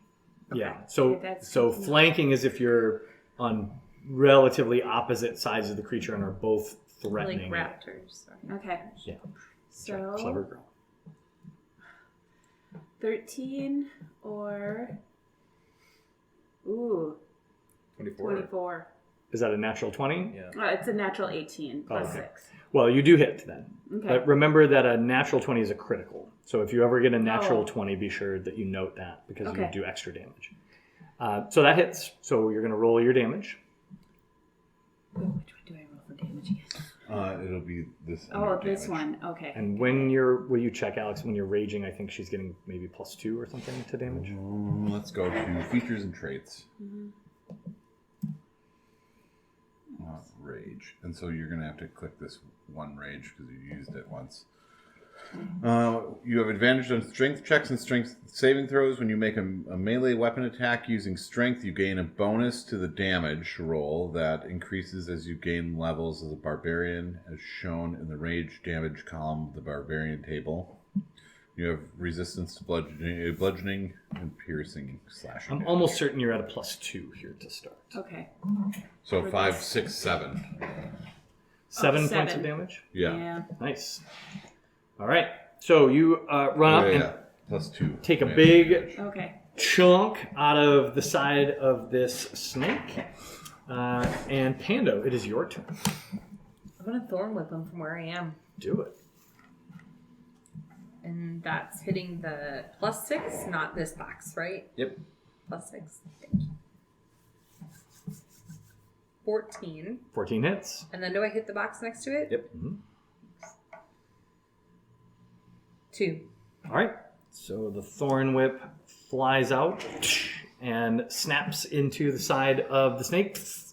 And yeah, so Here, this is just a good one. What is the range on your thorn whip? 30 feet. 30. Oh, okay. Cool. Didn't want her to make the same mistake I did.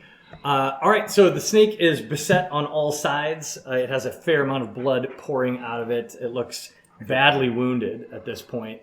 Aaron, it's your turn.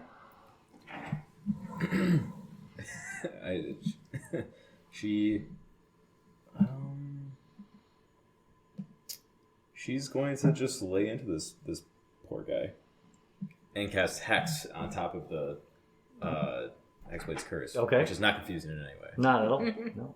No. And I believe, how does this work again? Bonus action, yeah. So I don't think there's any. No, there must be a saving throw, right?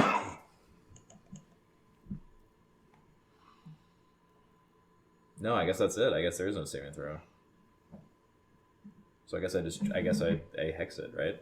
Yeah, I think so. What's the effect of hex? Double hex, super. Yeah, hex? no. This is a 1d8 or sorry, 1d6 necrotic damage.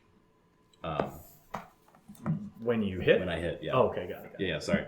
I was being really. I wasn't catching on to what you were asking. So bonus action used to cast hex, and then I move, and I'm going to hit it again with my booming blade. Okay.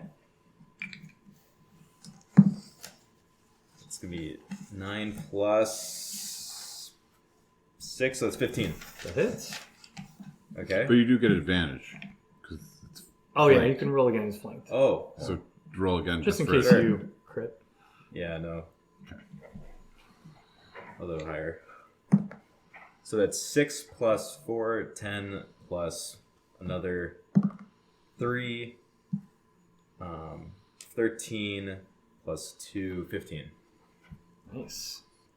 Yeah, that's a big old chop. The snake is badly wounded by this. It hisses in pain and actually tries to pull back a little ways, but is pretty boxed in at this point and has nowhere to go. We're just beating down this forest. And so in a panic, it is going to lash out once more on its turn. Snake did attack first. Let's see, who would it lash out at? I think we'll just roll. After we kill it, we go to the other room and it's just like a beautiful, like little nest of little snakes. And we're like, It's a mommy snake. It's lashing out at you, Air. Okay. That is, I think, gonna hit. That's a 22. Oh, So- how do you want to? Sorry, I should have asked this earlier. You don't have to, it doesn't have to happen this time. But I have shield and I tend to use it sometimes. Oh, sure. But the way that shield, I think, is technically Shield's a supposed to work- reaction. Yeah. So But you I'm not supposed to know what you rolled. I think it would. no. Yeah. No. You can know. Oh, I can. I thought Yeah. it was a. You say if it hits, I say I want to use shield, and then sometimes it can still not hit. Or sorry, Oh, it's right, still- right, right. Sorry, you say it Yes. hits, I say So shield. You say so I don't it's necessarily have still- to tell you what I rolled. Yeah. Yeah, But yeah. if I say that's a hit, I think rules as written. I think you're supposed to do that, but it doesn't. But whatever you want to I do, mean, it, however you want to handle it. I'm not going to worry about it too much. Like if I tell you what the number is and Yeah. you're like shield, I'm not going to Okay. hold that against you. Yeah, that would make no difference this time. But, But that's going to hit you. yeah, And so you get to enjoy enjoys a strong word. 11 points of bludgeoning damage as shit! the snake wraps itself around your body and constricts tight. You are grappled and restrained by Okay. the coils of this massive snake.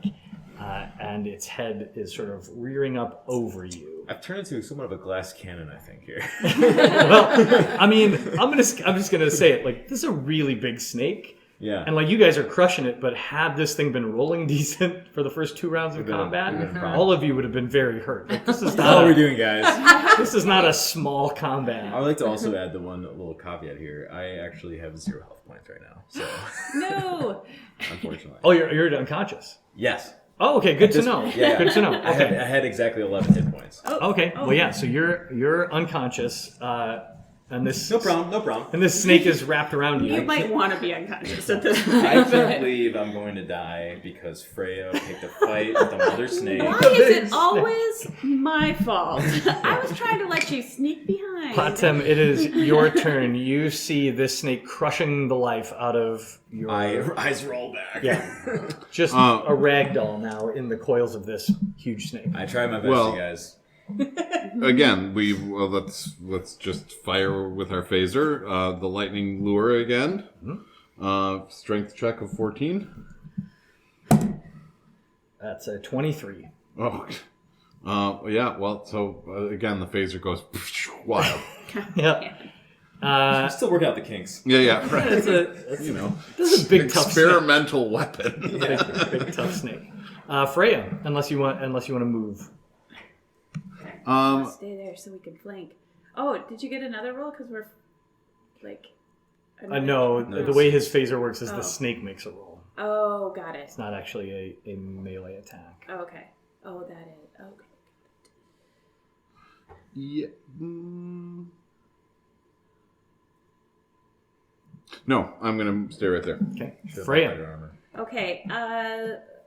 So when I attack, like, just as a sort of question, when I do my attack, will it affect air too? If I'm No, so Okay. this snake is big enough that there's plenty of real estate to chop Okay. without endangering air. I suppose it'd be if you cast some spells, though, or something like that. Yeah, depending Well- on what well, I you're was thinking using. about my breath weapon. That would definitely put air at risk. Okay. Yeah, that's an area of effect. Well, and you're raging, so you might Right, as well raging. use that the the melee. best. Yeah. And Yeah, I good used to my know great that- axe already, so I can't use it again. No, you can. Oh, okay. Yeah, I'm going to use chop my and great chop and axe. chop. Mm-hmm. Yeah, I'm chopping away with my great axe here. Okay, roll at advantage. Okay. Just the lumberjack over here. Oh, we had 17. No, Nice. 23. Yeah, which is 23, or an 18, which is 24. That super hits. Amazing, Yep. yeah. So roll your damage. Roll my damage. And that's +2 as well. So it's 9 plus 2. Yeah. 11. So, with the unconscious air wrapped in its coils, just squeezing and squeezing, you hear the air burst out of air's lungs, and you hear just a little crack as Oh. something snaps, and the snake's head raises up over air's face, fangs extended, Well, it's been nice. ready to just ready to slam down and put an end to this thing. When you just scream one more time and lash out and just clean through the snake's head, it flops to the ground. Gore sprays out of the end. I'm 2 for 2 on decapitation. Yeah, Potham, you're sprayed with gore. This is the Sorry, theme. Potham. And the That's snake not working. and the snake just goes limp, and the coils fall away. We are still, however, in initiative, as you are in Unconscious. trouble. Pando, your turn. Your friend is Yes. down and in rough shape. I want to. I'm not sure. Metagame. Medic! I just walked through the doors, man. No. So Screw cure that. wounds or healing word. The difference between what those would two be the spells, fundamental difference? healing word is to be used at a distance. Which I Cure- am. Cure wounds requires laying hands on someone. Okay. Cure wounds heals for more. Healing word heals for less. So the trade-off is if you can get, and you can easily Yeah, you get, can walk right to, up to you can me. walk right up to him. So that was my follow-up question. I'm allowed to walk my 35 feet before I cast a spell. Then I'm going to do that so that I can do cure wounds, laying hands, bringing them back. So, hopefully. Pando, you roll for the healing Okay. for that. 6. Okay.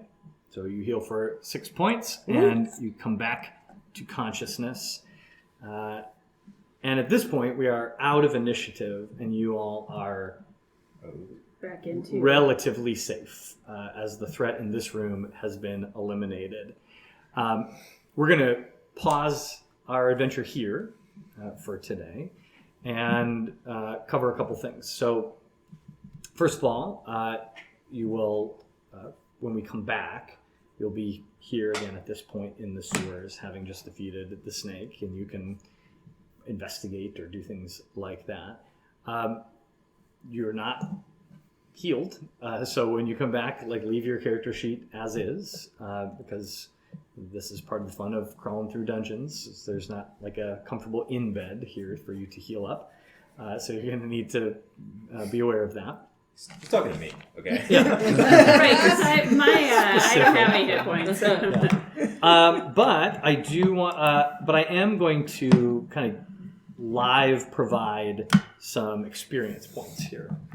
So I'm going to give, for this particular combat, you got experience, and for your little excursion in the marketplace, I'm going to give a little bonus XP. So in total, Go ahead and click on your Yeah, I'm not gonna character. do that. And then manage. Oh, no. I would like each of you to take 65 experience Manage points. experience. There we go. 65. 65 XP for your little journey so far. Thought taking this shield spell was going to help me out. I mean, it's a great spell. Worth having, and may still be very valuable to you in these sewers. They've not yet found Tonbu. So I think that 65 is not putting anyone at level 2, but if Nope. I'm mistaken about that. We'll deal with that. So we'll mess with Still that next over time. halfway. But you're off and running. Everyone's alive. You've defeated your first big critter, which is pretty fun. When we come back, are all of our spells available, or should I Nope.